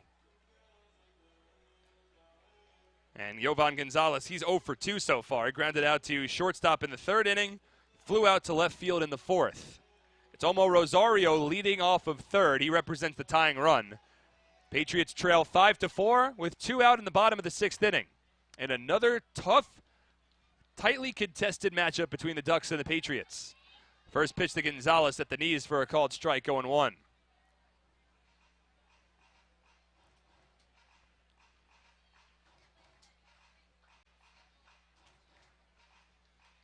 Well, it was ruled a pass ball actually on Berg, not a wild pitch.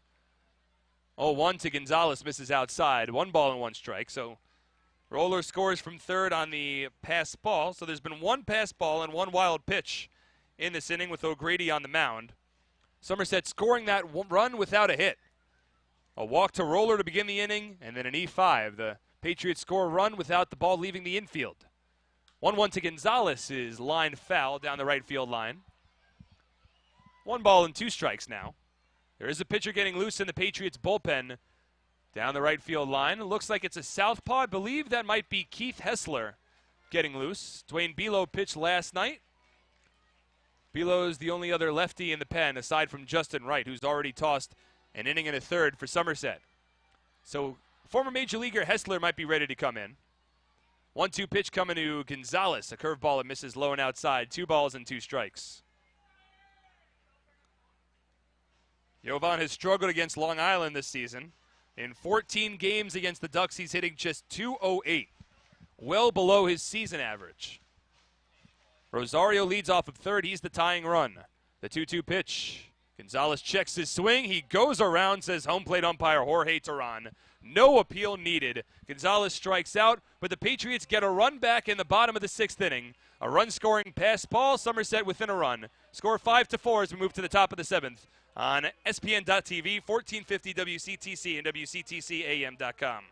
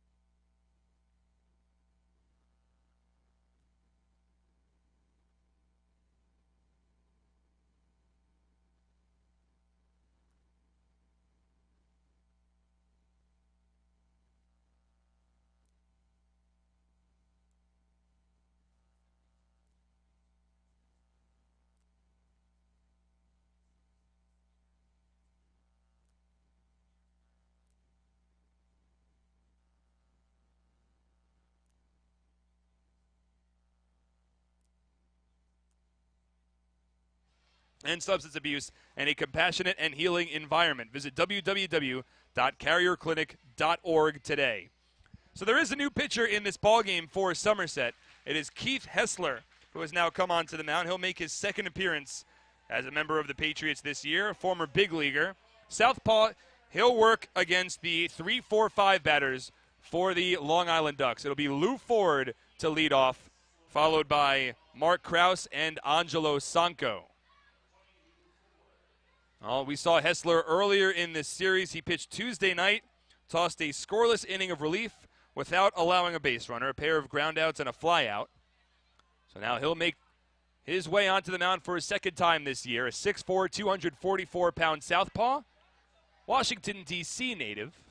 Played in the majors just last year. Takes a fastball upstairs from Lou Ford, 1-0.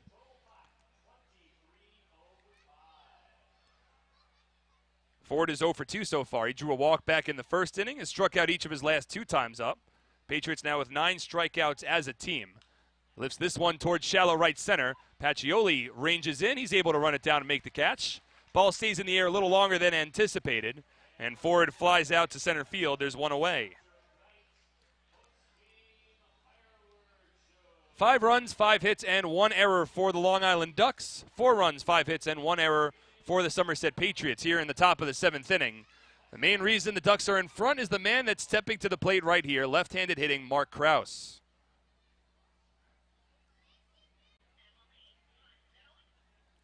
It was Krause who sent a grand slam over both walls of advertisements down the right field line in his first at-bat.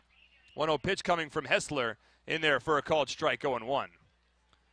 I know it's a small sample size, but Hessler's already looked pretty good over his first couple of appearances with the Patriots, and it's just another example of this strong Somerset bullpen. Hessler, one of 6 pitchers in this bullpen with Major League Baseball experience, as Krause grounds a base hit through the hole up the middle. Another impressive day for Mark Krause. 2 more hits for him. He is now 6-for-12 in this series against the Patriots with 2 home runs and 7 runs batted in, to go along with 5 walks as well. So a very impressive series for Krause. He takes first base on a base hit as the first base runner allowed by Hessler. And now Sanko steps in. He's 0 for 2. But Keith Hessler joining Dwayne Bilo, Dustin Antolin, A.J. Ochter, Dustin Mollican, and Kyler Newby as pitchers who have been to the Major League level in their career, now pitching in the Patriots bullpen. Curveball drops in for a strike here to Sanko. Well, actually it was a fastball. No balls and 1 strike.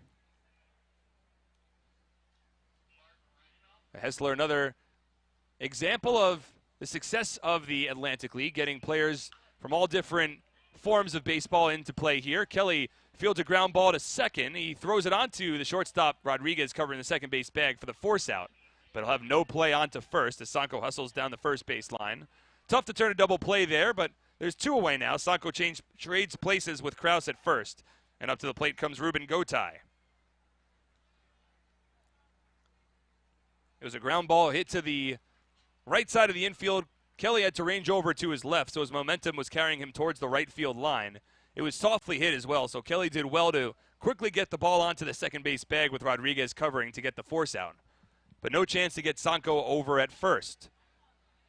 So Hessler from the stretch, and the first pitch now to the switch-hitting Ruben Gotay from the right side here. And misses upstairs, 1 ball and no strikes. Radar gun here at TD Bank Ballpark, clocking Keith Hessler's fastball ranging from 94 to 96 miles per hour so far. The 1-0. Fouled off. 1 ball and 1 strike. Well, there's already been some exciting news for both teams in this ballgame. In fact, right before this game started, both the Ducks and the Patriots each had a player get their contract purchased. Quintin Berry had his contract purchased by the Milwaukee Brewers organization, and it was Christian Marrero who had his contract purchased from the Patriots, heading over to the Philadelphia Phillies. 1-1 to Gotay, fouled off, and the count now moves to 1 ball and 2 strikes. So now with Marrero out of the organization, it sets up a situation where try to figure out how Brett Jody's going to manage the outfield. Well, Greg Golson, who was recently activated, he'll get a lot more playing time moving forward. Carlos Guzman gets to start in right field today. So you can have Guzman play over and right, which gives an opportunity to have both Rosario and Minikazi at the corner infield spots at the same time. 1-2 here to Gotay is fouled off. Of course, Rosario, a very versatile player for the Patriots. He can play at third. He's played at second base. He's played both in left field and right field this season. Somerset has a lot of those options. I mean, Kelly's versatile. He's played at second, short, and third. Justin Trapp is versatile. He's played at second, short, and left field. He's also played in center field. Minikazi's played at first and third. Guzman's played at first base, right field, and third base. 1-2 to Gotay is fouled off again. So, point being, there's a lot of different combinations and permutations that can be used to construct this lineup on a nightly basis.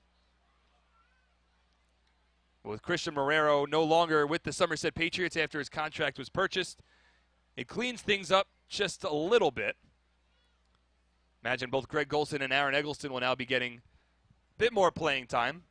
Eggleston's been exclusively a left fielder so far this year. Gotay swings through the curveball from Keith Hessler, and he is set down swinging. So Keith Hessler, with an impressive inning of relief, keeps the Ducks off the scoreboard, will stretch, and then head to the bottom of the seventh. Patriots down a run on SPN.TV, 1450 WCTC, and WCTCAM.com. If your child is facing a special health challenge, from chronic illness or autism to spinal cord injuries or developmental delays, it can feel like a long road ahead. But Children's Specialized Hospital is with you for every step, with the nation's most advanced care in multiple locations. And we bring your whole family by our side, adding your expertise to ours, because working together, we can bring children further than you've ever imagined. Children's Specialized Hospital. Check your mailbox. You could find money in it. Money Mailer could be in your mailbox right now. You'll find great offers from local area businesses you know and trust, including the Somerset Patriots. You can also find all of these offers and many more at moneymailer.com or on our new convenient Money Mailer app for Android and iPhone users. So start saving money now and look for your Money Mailer envelope, which might be in your mailbox today.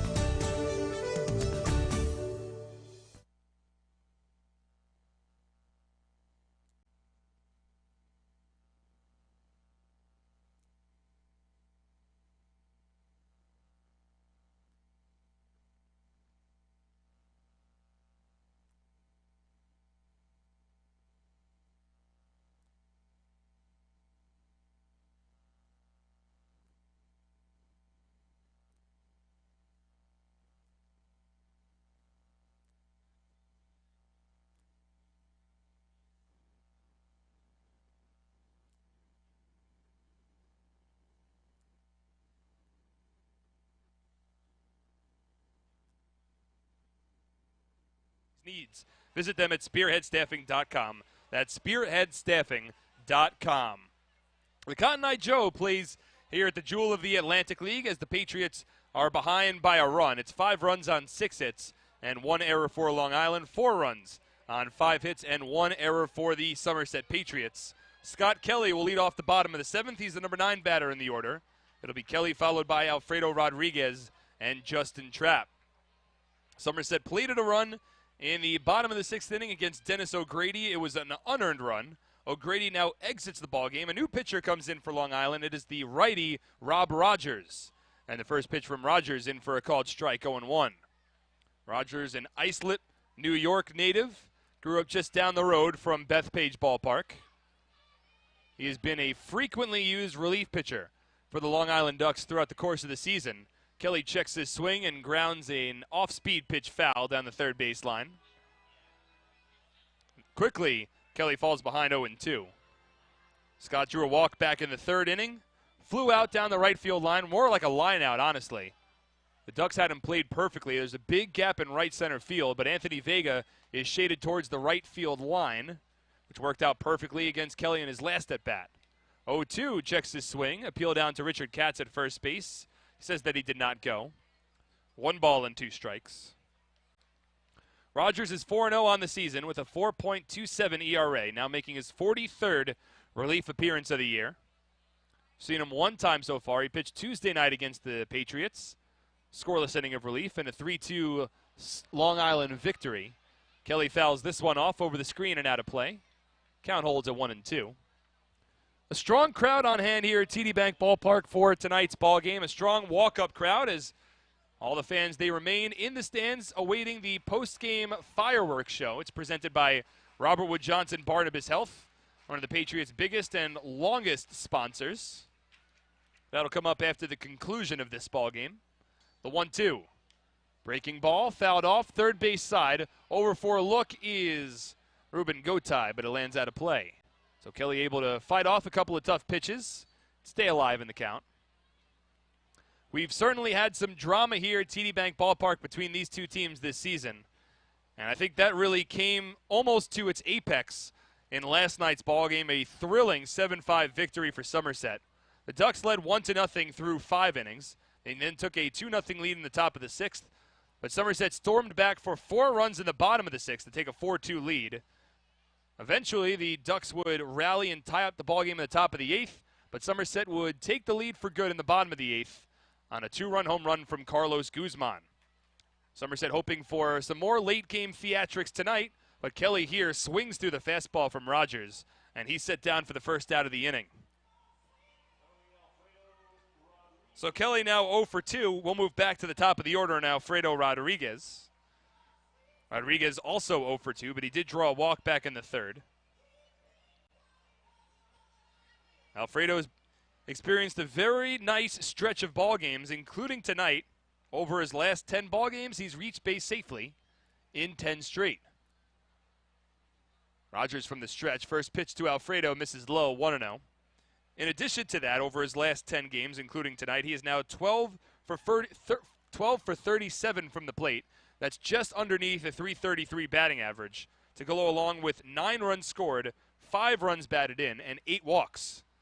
Takes a curveball outside here, 2-0. Had a big hit last night.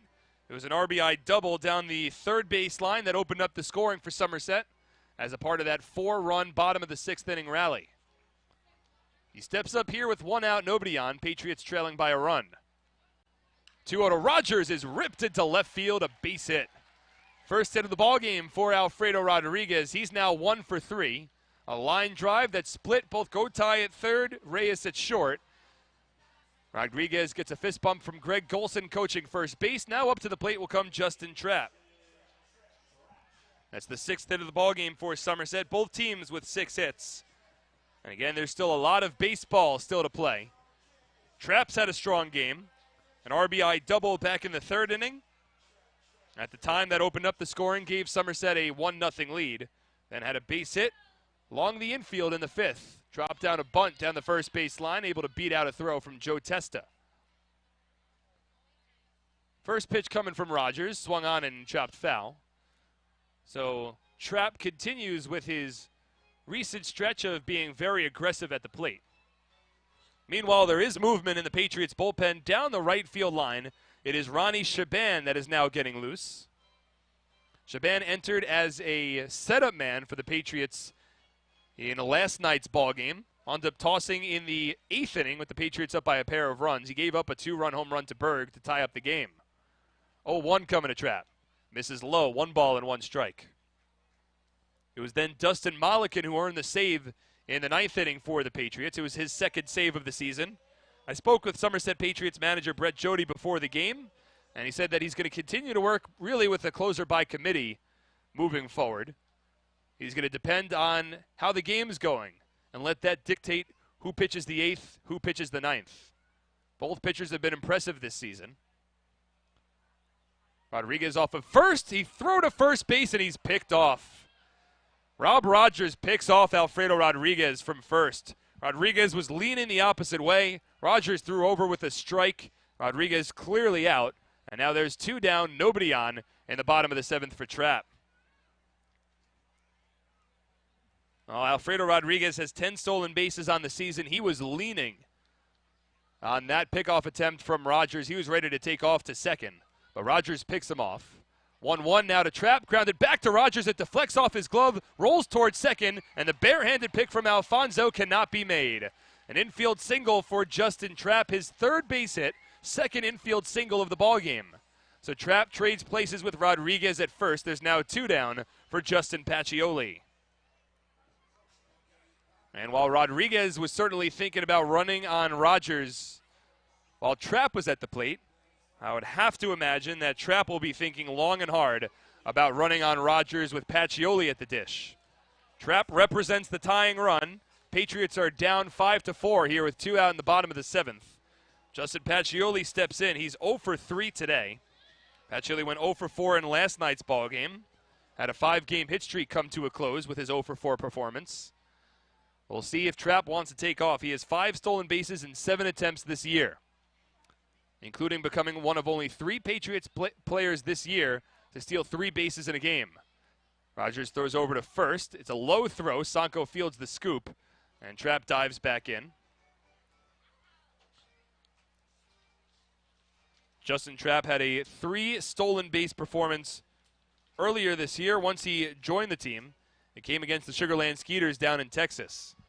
The man at the plate, Justin Pacioli, also had a 3 stolen base performance back in May against the Blue Crabs as Rogers throws over again.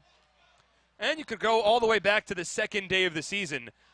Darren Ford had a 3 stolen base performance against the Lancaster Barnstormers. So Trapp takes his lead here, still held on by Sanko. Rogers delivers home in the first pitch. Fastball that misses inside 1-0. Trapp not running on that one. Patriots rank 2nd in the league in stolen bases, behind only the Lancaster Barnstormers. Pacioli, a big reason of that.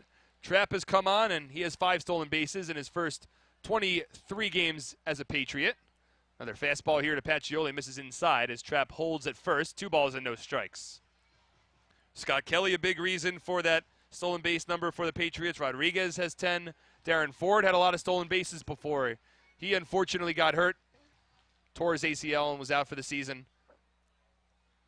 2-0 here to Pacioli. Upstairs, 3 balls and no strikes. Well, now, with a 3-0 count, you're certainly not running if you're Trapp. And if I'm Pacioli, I'm taking here. You have Kyle Roller awaiting on deck. Certainly has the possibility to give the Patriots the lead with 1 swing of the bat. I'm letting Rogers throw me a strike if I'm Pacioli. The 3-0, it misses inside, ball 4. So Pacioli draws a 2-out walk. Runners at first and second, and a big moment in this ball game coming up. It'll be Kyle Roller to step to the plate. And now Kevin Baez, the manager for the Ducks, he'll come out to the mound. There's been a southpaw getting loose in their bullpen.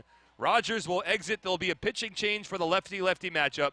We'll have that matchup when we return on SPN.TV, 1450 WCTC, and WCTCAM.com.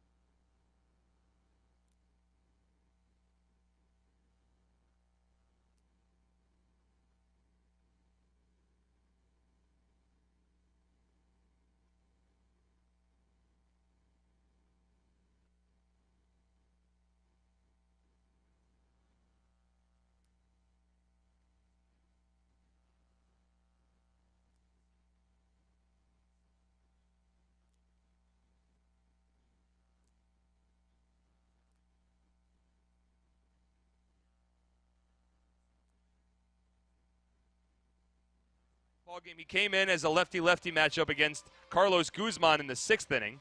Struck out Guzman swinging to retire the side in that one after the Patriots had already garnered a 4-2 lead. We also saw Patrick Kreider back on Tuesday night where he tossed a scoreless inning of relief against the Patriots in relief of Henderson Alvarez. And now a big lefty-lefty matchup here. Kevin Baez has always been a big lefty-lefty guy. But the interesting thing is that you're going lefty-lefty against Kyle Roller, a guy who has torched left-handed pitching so far this year, has really gone up against the old adage that lefties struggle against lefty pitching. Kyle Roller has a .375 batting average against southpaws with 4 home runs and 18 runs batted in. Roller is 18 for 48 from the plate against left-handed pitching, and boy would the Patriots love for him to come through here. You've got Justin Trapp off of second. You've got Justin Pacioli off of first. Excellent speed. Roller at the plate, first pitch from Kreider. Breaking ball drops in for a strike, 0-1. Still a shift along the infield for the Ducks. Their second baseman, Giovanni Alfonso, plays in shallow right field. The shortstop, Elmer Reyes, shaded towards right behind the second base bag. The outfield plays deep and shaded to the right as well. The 0-1. Swing and a miss. Another breaking ball there from Kreider. Had Roller out in front in the count 0-2. The right fielder, Anthony Vega, is quite literally on the warning track in right field. The center fielder, Delta Cleary Jr., is shaded deep into right center. Left fielder, Mark Krause, actually plays him a bit straight up, so a big gap in left center field. Meanwhile, the third baseman, Ruben Gotay, still plays near the third base bag. 0-2 pitch. Fastball misses outside. That was a close one, but Roller takes it. A nice eye. 1 ball and 2 strikes. Roller's been on base 3 times today. Had a base hit in the second, a double in the third with a run batted in. Drew a walk, scored a run in the 6th. Tying run for the Patriots, leads off of second base. The go-ahead runs at first. Kreider comes set, checks the runners. Takes his time. The 1-2 pitch. Lifted foul. And Roller able to stay alive, fighting off a nice fastball there from Kreider. Kreider now making his 49th appearance of the season for the Long Island Ducks. He's a member of the Ducks last year, had a strong season. Made 61 appearances in 2016, was 3-2 with a 1.67 ERA. This season, he's 0-5, but a 3.02 earned run average.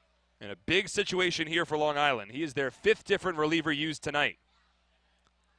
The 1-2 pitch. Swing and a miss, strike 3.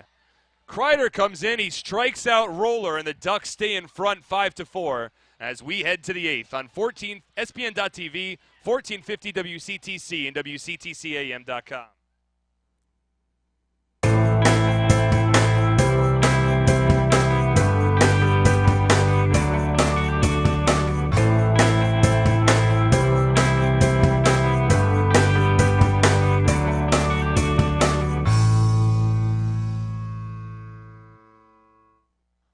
Nothing is more important than your child's education.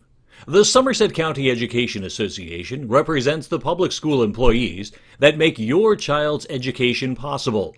This includes more than 7,000 teachers, paraprofessionals, bus drivers, nurses, custodians, secretaries, and other outstanding education support professionals.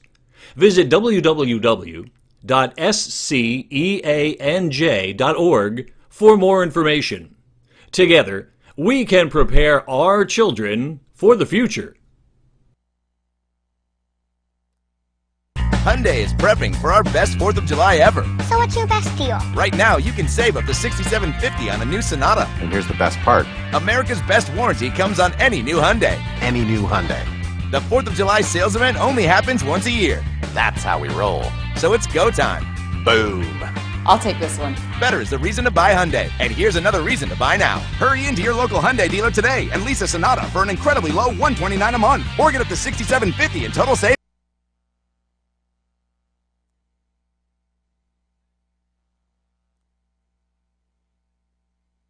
In the ballgame for the Somerset Patriots, it is Ronnie Shaban who has now entered this one. He is the 4th different pitcher used by Somerset today, the 3rd different reliever. He comes on after Justin Wright tossed an inning in a 3rd. Keith Hessler tossed an inning as well. Both scoreless.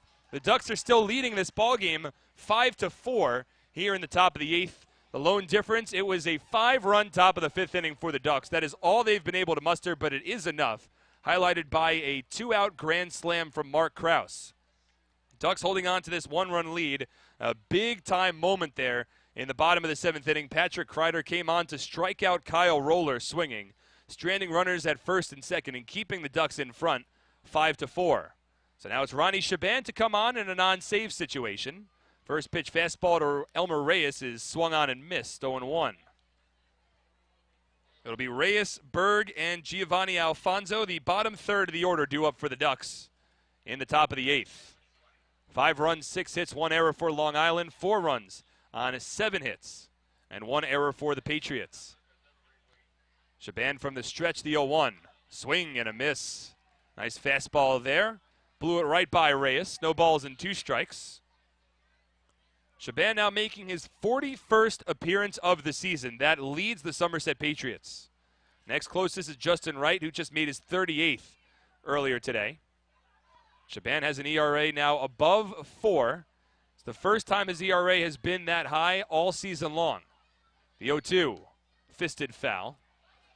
Reyes late on a fastball, able to just get a piece of it.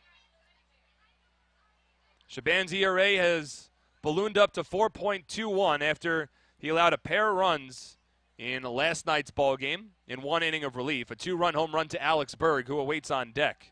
Shaban did get the win, however, as the Patriots regained the lead in the bottom of the 8th on a Carlos Guzman 2-run homer.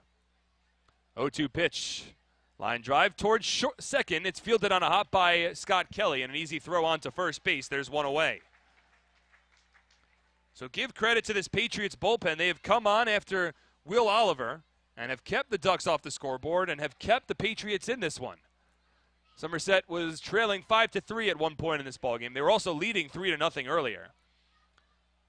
Then got a run back in the bottom of the 6th on a run-scoring passed ball, but are still behind by a run in the final regular season matchup between the Patriots and the Ducks this season. So now Alex Berg steps in with 1 out, nobody on, against Ronnie Shaban. First pitch. It's a breaking ball, misses low and outside, 1-0. Berg is 0 for 1 today, but he was hit by a pitch and scored a run in the 5th. Also drew a walk in the 6th. Very strong numbers against the Patriots this year.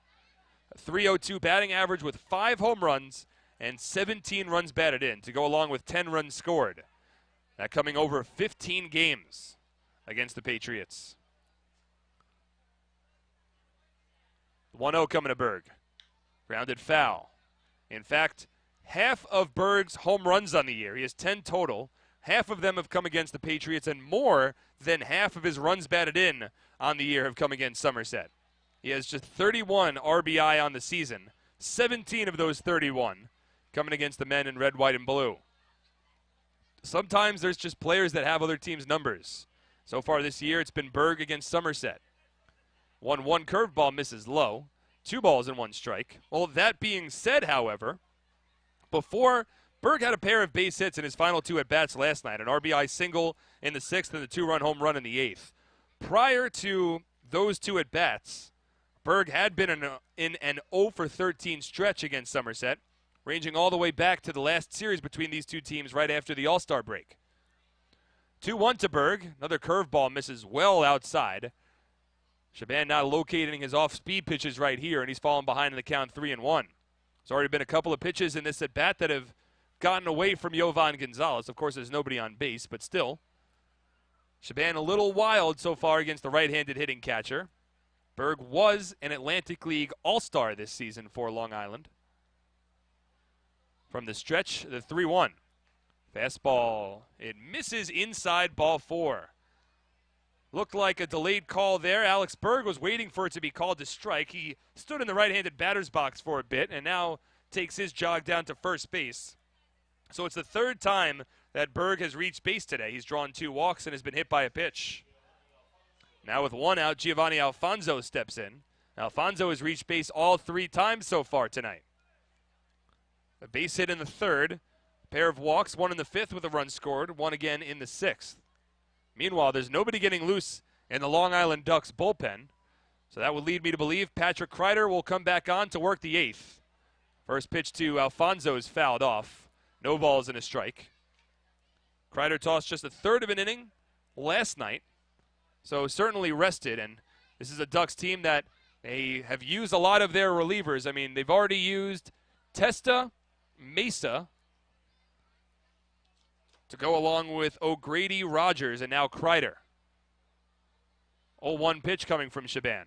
Breaking ball, it misses outside. 1 ball and 1 strike. So the only relief pitchers that the Ducks still have available in their bullpen. You have Amalio Diaz, who threw close to 40 pitches to convert a save on Tuesday night.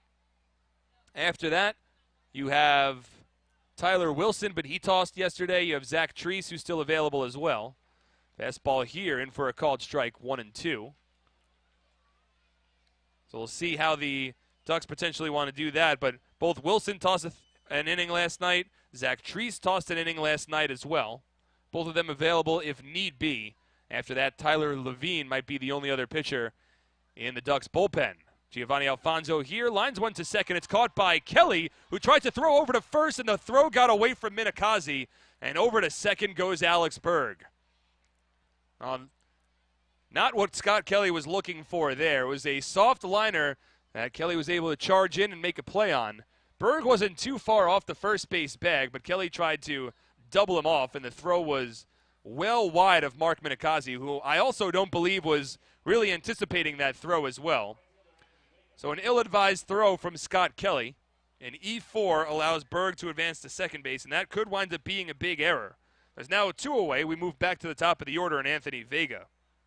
But the E4 puts an insurance run in scoring position for Long Island. Patriots hoping to keep this at just a 1-run difference. There's 2 out, a runner at second now in the top of the 8th inning. First pitch to the left-handed hitting Vega misses low. 1 ball and no strikes. Vega 2 for 4 today. Base hit in the 3rd. Base hit and a run scored in the 5th. Had pretty much as tough of a game as you can have in game 1 of yesterday's doubleheader. Went 0 for 5 with 5 strikeouts. Did not play in the nightcap. It was Quentin Berry who got the start instead, but Berry having his contract purchased before tonight's ball game, so a late scratch inserted into the lineup was Vega. Takes this one outside for a ball. 2 balls and no strikes. We'll pause 10 seconds for station identification on 1450 WCT.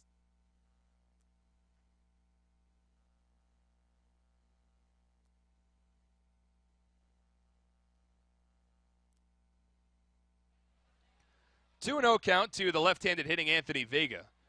Shaban works from the stretch, checks the runner at second. Pitch to Vega, fouled off. 2 balls and a strike.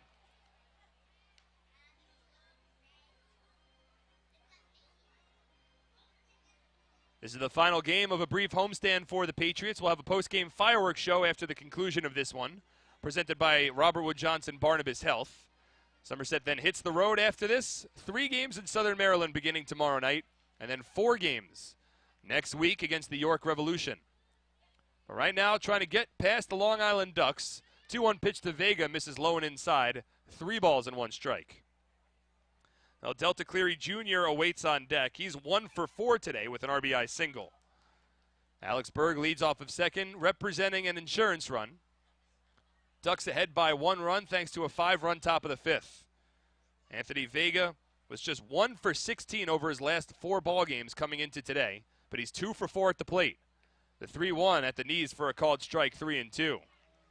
In addition, over his last 4 ball games, again 1 for 16 with 12 strikeouts. He's 2 for 4 with a strikeout so far today. Bumping his batting average against the Patriots now over the Mendoza line. Entered as a 194 batter in 12 games. As a 3-2 count with 2 down here in the top of the 8th inning. Shaban comes set. The payoff pitch. In there for a called 3rd strike. And Kevin Baez irate at 3rd. The pitch at the knees. Vega disagrees, but Shaban gets out of the inning. We head to the bottom of the 8th. Patriots down a run on 1450 WCTC and WCTCAM.com.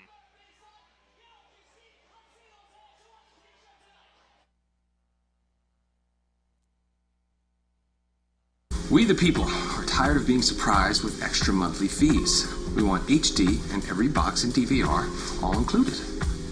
Because we don't like surprises. Yeah, it's like changing up the celebrity at the end to someone more handsome and talented. Really? And British. Switch from cable to DirecTV. Get 4 rooms with HD DVR and every box included for $25 a month. At Hunterdon Family Medicine at Bridgewater, board-certified family practice physicians Drs. Klein and Shapiro provide a full range of medical services, including acupuncture. We look forward to caring for your family. Visit HunterdonHealthcare.org. Mommy, can you help me get my jelly bean? It's stuck. Sure, honey. Where? In my ear. From beans to bumps, we're ready for you. Hunterdon Healthcare Urgent Care. Hunterdon Healthcare, your full circle of care.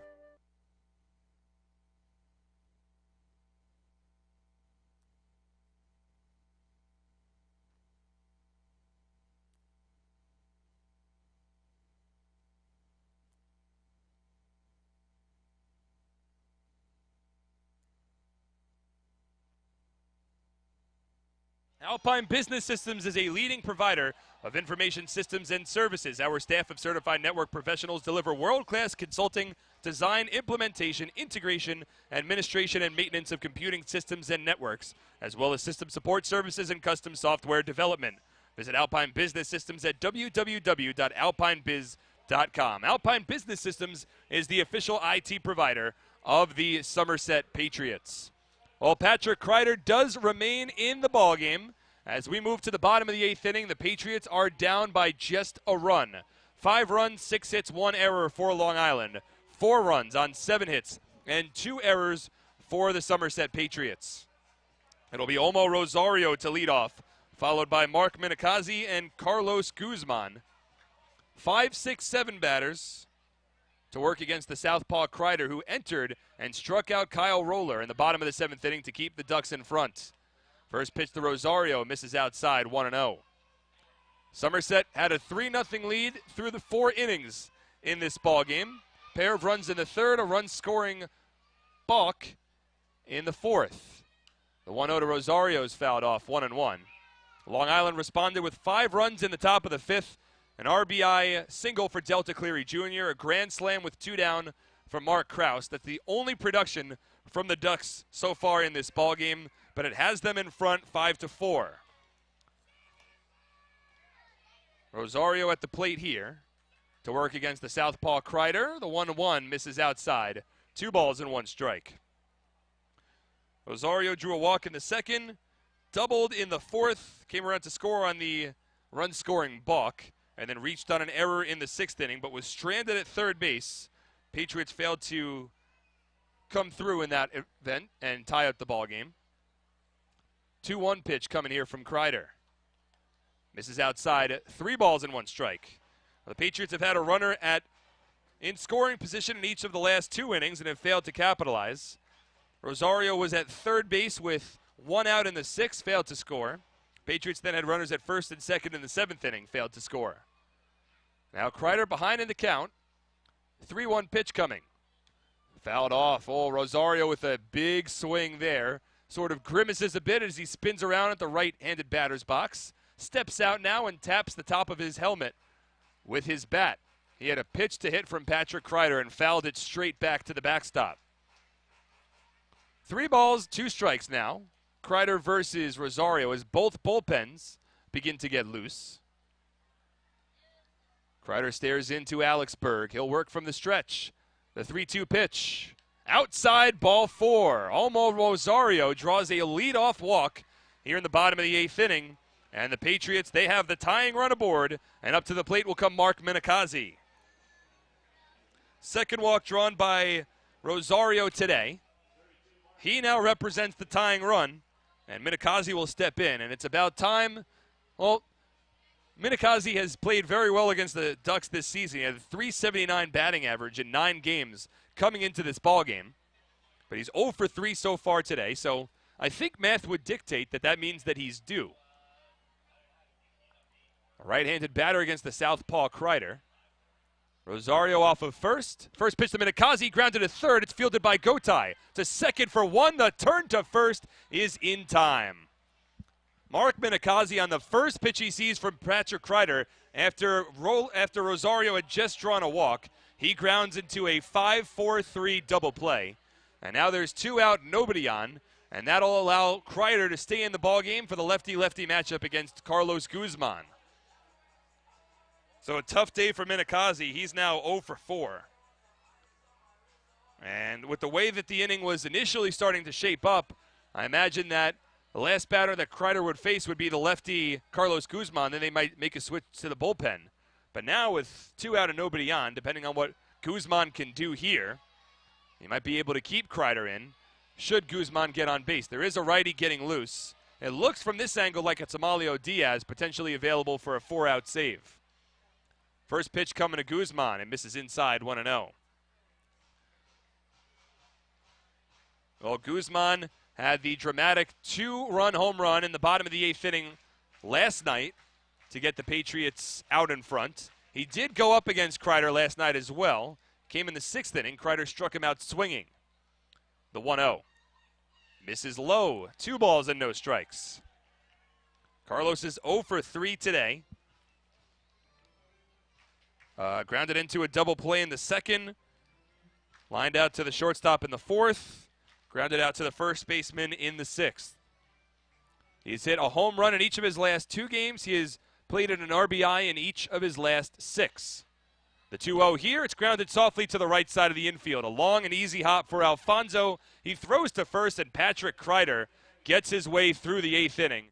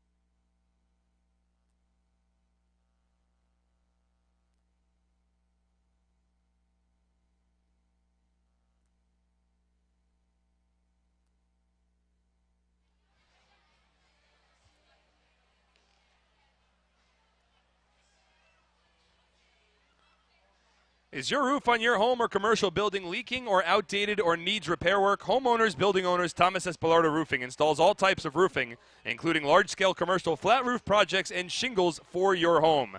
Thomas Espelardo Roofing, LLC is your local roofing experts, proudly serving Somerset County. Call us today at 732-560-7500 or visit us online at thomasespelardoroofing.com. We move to the top of the 9th inning. There's another new pitcher in the ball game here for Somerset. It's not a safe situation, and into the ball game comes Dustin Antolin. So he had been getting loose during the last half inning, so Dustin Antolin comes on, and he'll look to keep this at a 1-run ball game. Up to the plate will come Delta Cleary Jr. to lead off the top of the 9th inning. Ducks leading by a run. 5 runs, 4 hits. 5 runs, 6 hits, and 1 error for Long Island. 4 runs, 7 hits, and 2 errors for the Patriots. First pitch coming from Antolin. It's a fastball that misses inside. 1 ball and no strikes. Antolin has been quite strong so far for Somerset. He's now making his 11th appearance of the season. 1-1, but has still not allowed an earned run. The 1-0. Fastball in there for a called strike, 1-1. Antolin has allowed so far just 8 hits over his 11 innings of work, but potentially more impressive than that, 16 strikeouts. Over 11 innings, he's walked just 1 batter. He works from the stretch with nobody on base here. The 1-1 to Cleary Jr. misses outside. 2 balls and 1 strike. Opponent's hitting just 195 against the former Major Leaguer. Played with the Toronto Blue Jays last year. Started off this season with the Syracuse Chiefs, the AAA affiliate of the Washington Nationals, before making his way over to Somerset. The 2-1. Fouled off. 2 balls and 2 strikes. It'll be Delta Cleary Jr., Lou Ford, and Mark Krause, the dangerous 2-3-4 batters, due up here for Long Island. Again, Long Island's lone production came in the 5th inning. All 5 runs came in that 5th inning. 3 of their 6 hits came in the 5th as well. 2-2 pitch coming here from Antolin. Check swing, did not go. No appeal down the third baseline. So the count runs full now to 3 balls and 2 strikes. Cleary Jr. 1 for 4. Had an RBI single back in the 5th. Antolin comes set. From the stretch, the 3-2. Fouled off down the left field line. That'll land out of play. As I'm looking down that general direction, Amalio Diaz is getting loose for the Long Island Ducks. So Diaz will likely come on for the save situation in the bottom of the 9th inning. Right now the Patriots trailing by a run. Diaz struggled against the Patriots on Tuesday night to scratch and claw his way to a save. 3-2 to Cleary Jr. This one lifted towards left field. Cleary Jr. frustrated. He tosses his bat. Underneath the ball is Justin Trapp, and he'll make the play. There's 1 away. Now Lou Ford will step in. Diaz allowed a run in 1 inning of work against the Patriots on Tuesday night to record a save. But it was a tough go of it on the mound for Diaz, who wound up throwing 35 pitches in that inning. The Patriots wound up bringing the tying run over to second base, but failed to win it when Alfredo Rodriguez flew out to deep left field. So we'll see Diaz on for the 9th. First pitch to Lou Ford, a fastball that misses outside. 1 ball and no strikes. Ford is 0 for 3 today. Drew a walk in the 1st, struck out in the 3rd, struck out in the 5th, flew out to center field in the 7th. The 1-0. Grounded back to Antolin, deflects off his glove, backhanded pick by Kelly. Quick throw to first, the scoop from Minikazi, but Ford beats it out for an infield single. And now the Ducks have an insurance runner on base, and up to the plate will come Mark Krause. See if the Ducks might want to pinch run for Ford in this situation. They don't have Anthony Vega available as a pinch runner. Derek Piles isn't a fast guy, so he wouldn't come in as a pinch runner.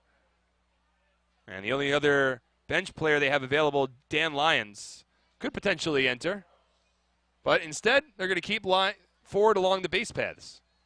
So Ford will lead off of first base, and Mark Krause will step in. Krause 2 for 4. He had the grand slam in the 5th. He also had a base hit his last time up in the 7th. Very impressive numbers against the Somerset Patriots. He'll work against Dustin Antolin here. Infield plays at double play depth. First pitch to Krause, in for a strike, 0-1. Well, it was a tough chance there for Kelly. Sharply hit ground ball, deflected off the top of Antolin's glove, and it ricocheted behind the second base bag, where Kelly ranged over to make a backhanded pick.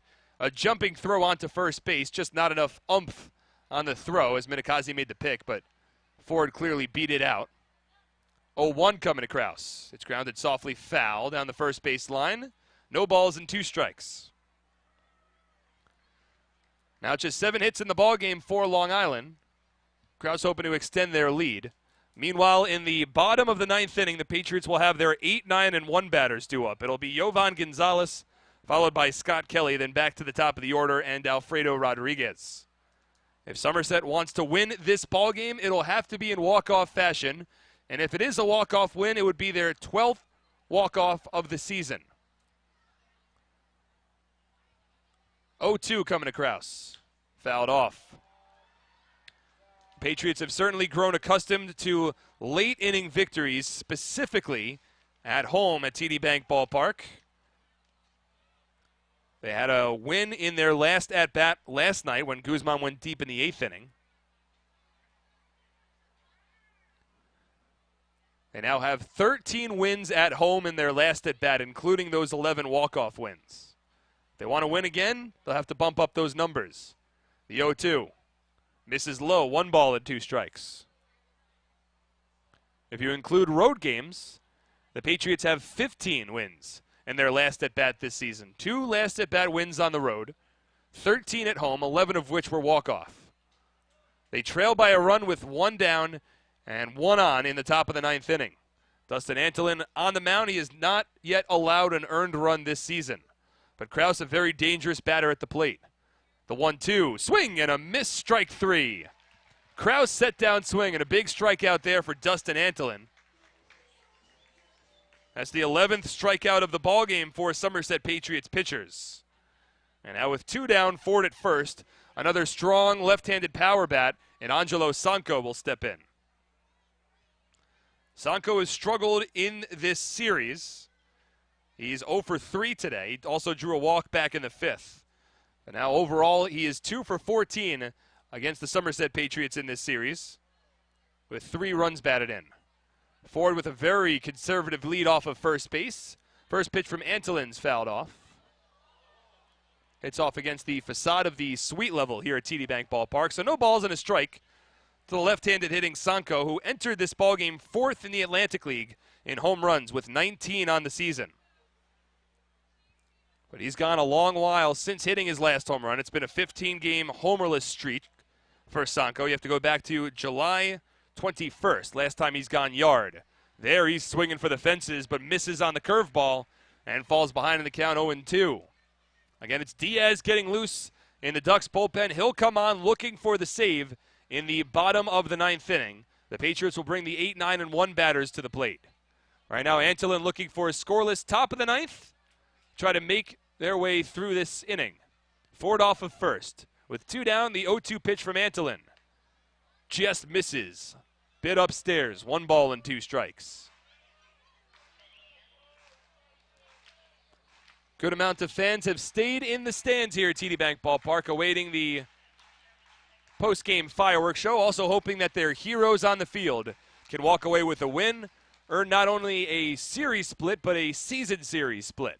The 1-2. Outside corner for a called 3rd strike. Antolin strikes out a pair. We head to the bottom of the 9th inning. Patriots down a run, looking to rally. That all coming up next on SPN.TV, 1450 WCTC and WCTCAM.com.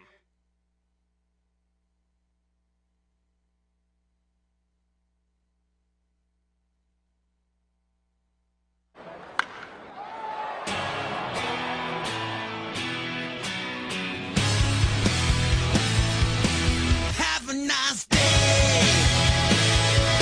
Have a nice day.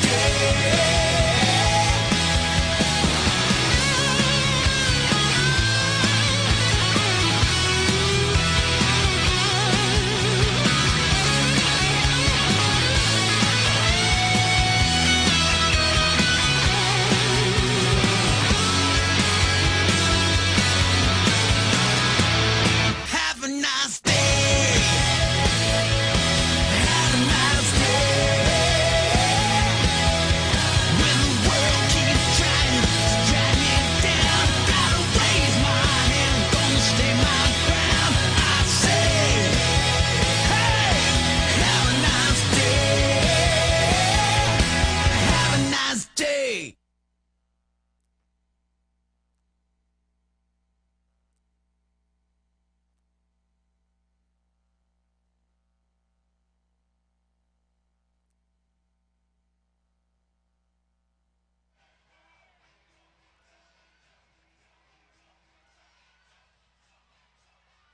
Hang out with friends, reward employees, and entertain clients with a great view of the action from the party deck.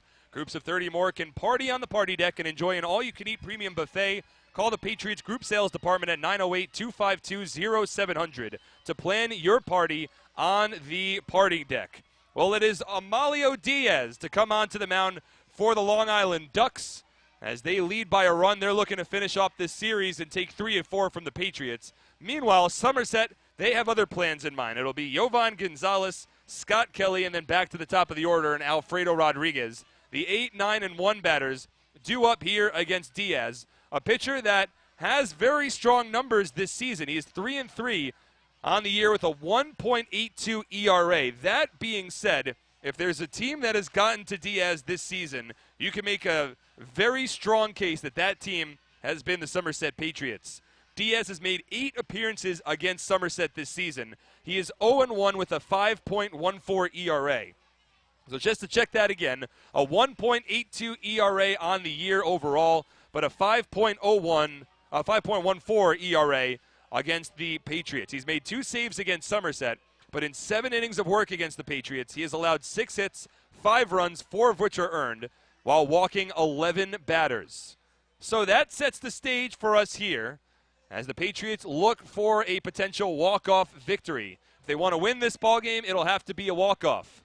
They trail by a run, and the man who has delivered 4 walk-off winners so far this season steps up to the plate here. It is Yovan Gonzalez to lead off for the Patriots. The right-handed hitting Gonzalez is 0 for 3 so far today, as he works against the 6'2", 210-pound righty Amalio Diaz, a 2017 Atlantic League All-Star.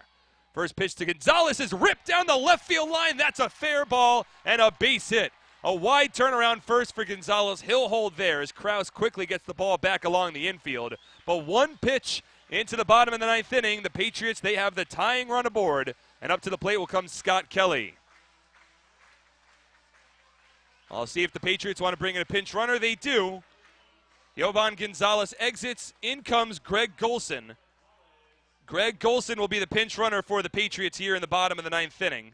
So Yovan now 1 for 4.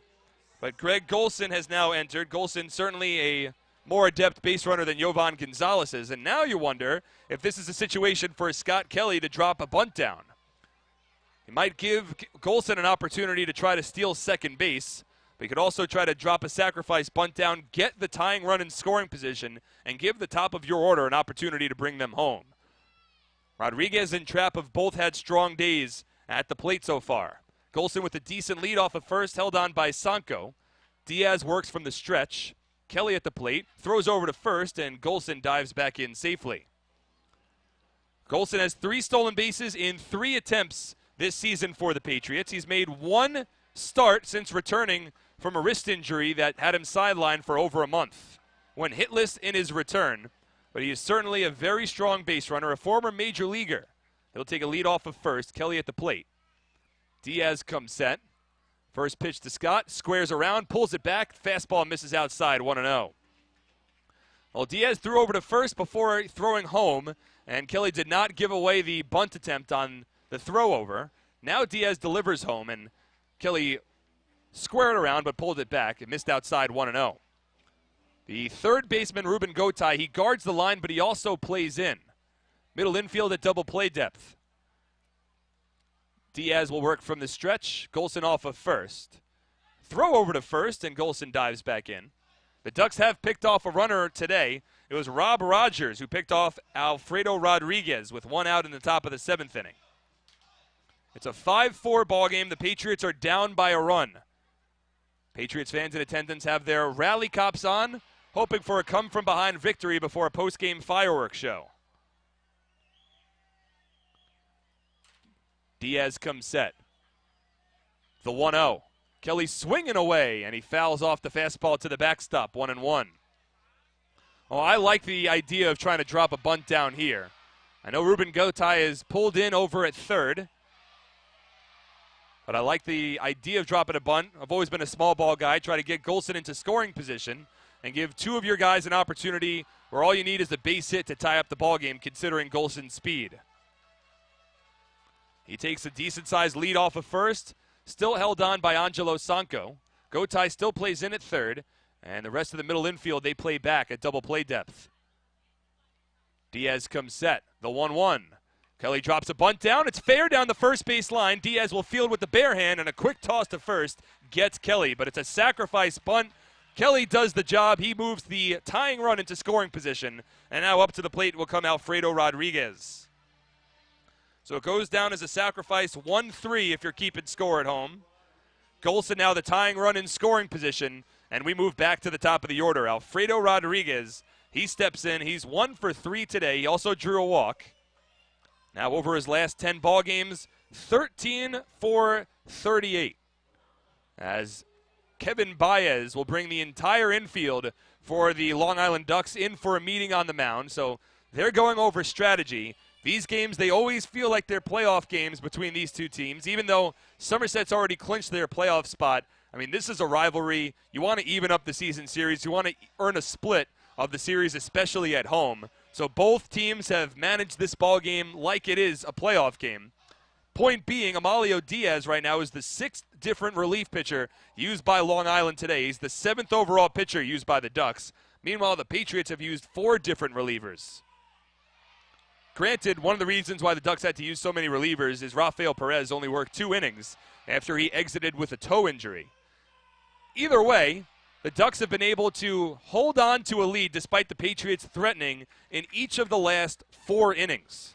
Somerset still down by a run, but they have an opportunity to tie it. It's Greg Golson who entered as a pinch runner. He leads off of second base. He represents the tying run. Diaz will work from the stretch. Reyes holds on Golson at second. Alfredo Rodriguez at the plate. And a pickoff attempt to second, and Golson back diving.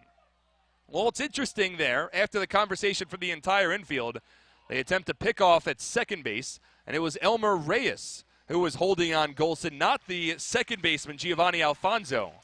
Oftentimes you'll see when it's a right-handed batter at the plate, the second baseman will hold him on, not the shortstop. And now Reyes backs off, and now it looks like Alfonso is going to hold him on. So an interesting design play there for the Ducks. Diaz comes set, checks over at Golson. First pitch to Rodriguez. Swinging a line drive down the right field line. Goes Vega, and it's a foul ball. Oh, that ball just foul down the right field line. Easily would have tied up this ball game had it stayed fair. Vega chased it into the corner, but just foul. Golson has to retreat to second base, and the count moves to 0-1. Oh, Rodriguez had an RBI double down the left field line in last night's ball game. All he needs here is a base hit.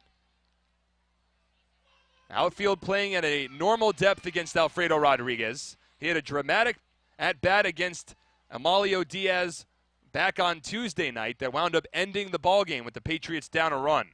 Similar situation here. Golson off of second. 0-1. As Golson dances, the 0-1 coming to Rodriguez. Oh, just misses outside, 1-1. It was a very impressive at-bat from Alfredo Rodriguez to finish off Tuesday night's ball game. Worked the count full, fought off 3 consecutive pitches with a full count before flying out to deep left field, just missing what would have been his first home run of the season. 1-1 pitch on its way from the Ducks closer Amalio Diaz. Fouled off. That was a high fastball clocked in at 95 miles per hour. Rodriguez didn't put a great swing on it, but he fouls it off. It goes over the backstop and out of play. Now a ball and 2 strikes. Justin Trapp awaits on deck. Trapp is 3 for 4 today with a pair of infield singles. Also had an RBI double back in the third. But it's Rodriguez hoping to tie up this ball game. Yovan Gonzalez led off the inning on the first pitch from Diaz with a base hit to left field. He was taken out for Greg Golson, who advanced to second on a sacrifice bunt from Scott Kelly. Diaz checks Golson, the 1-2. Swing and a foul tip. Oh, Rodriguez just got a piece of it, and Berg couldn't hold on, and Berg is frustrated behind home plate. Rodriguez fouled that ball right into Alex Berg's glove. Looks like it bounced around a bit and landed on the dirt. So Rodriguez able to stay alive, fights off the tough pitch from Diaz. And the count holds at 1 ball and 2 strikes.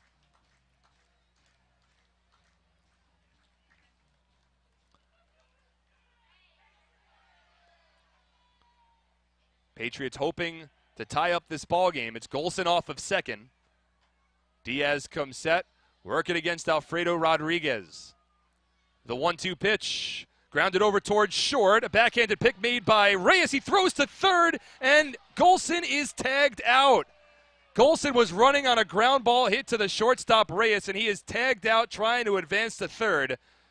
A big time out there for the Ducks. Somerset's now down to their final out of this ball game, and up to the plate will come Justin Trapp. Well, Golson entered as a pinch runner, and he is retired on a 6-5 putout. Oftentimes, the old adage is if it's hit behind you, you could advance from second base. If it's hit in front of you, you try to hold on. It was a softly hit ground ball hit in front of Golson. Reyes had to make a backhanded pick. It would have been a very difficult throw for him over to first base. But with Golson taking off for third, Reyes able to flick it onto the third baseman Gotay, who applied the tag. So now there's 2 out with a runner at first, and Justin Trapp at the plate. Diaz will work from the stretch here. First pitch to Trapp. Breaking ball, and misses upstairs, 1-0. Rodriguez is the tying run. He has 10 stolen bases in 15 attempts this year. He was picked off of first base back in the 7th inning. So there's the chance he could potentially be a bit gun-shy. He's held on by Angelo Sanko, and Justin Pacioli awaits on deck. The Ducks 1 out away from winning it. Diaz from the stretch, the 1-0 to Trapp. Right in down the middle for a called strike, 1-1. Trapp is 3 for 4, an RBI back in the 3rd inning. He's had a pair of runs scored. Has now bumped his batting average back up to .270 on the season. 14 RBI, a very impressive stretch for Trapp. He had struggled previously in the series, but a strong evening tonight. Diaz once again from the stretch with Rodriguez off of first, a pickoff attempt. And Sanko was playing in front of the first base bag. He was lined up right in front of Alfredo Rodriguez. Almost a dangerous throw there from Amalio Diaz. I don't think Sanko was anticipating Diaz throwing over. And now he'll back up a little closer to the first base bag. A very conservative lead from Alfredo Rodriguez off of first. It doesn't look like he's anticipating taking off. With Trapp at the plate, hoping to continue this ball game. The 1-1 to the righty. Swung on and fouled off to the backstop, and now the Patriots are down to their final strike of this ball game. The Ducks leading it 5-4 here in the bottom of the 9th inning. The Patriots have threatened at each of the last 4 innings. They only have 1 run to show for it. They trail by a run. Alfredo Rodriguez leads off of first. Amalio Diaz, he's on the mound. He is looking to finish off this ball game and earn himself his 11th save of the season. It's Diaz on the mound, Trapp at the plate. Diaz comes set. He'll work from the belt. Rodriguez at first. The 1-2 pitch. Swing and a miss, strike 3. Diaz gets the save, and the Ducks hold on for a 5-4 win. Long Island's bullpen comes on. They keep the Patriots off the scoreboard over the final 3 innings, and they win a dramatic ball game here. They take the season series. They take the series. Your final score from TD Bank Ballpark, 5-4, Ducks on top. We'll take a break. We'll come back. We'll wrap up the ball game on the Flemington Department Store postgame show coming up next. Meanwhile, if you're listening on SPN.TV, we appreciate you guys tuning in all game long. We're going to say goodbye to all of our SPN.TV viewers, but we very much appreciate you guys tuning in. For our radio viewers, we'll come back for the Flemington Department Store postgame show. That's coming up next on 1450 WCTC and WCTCAM.com.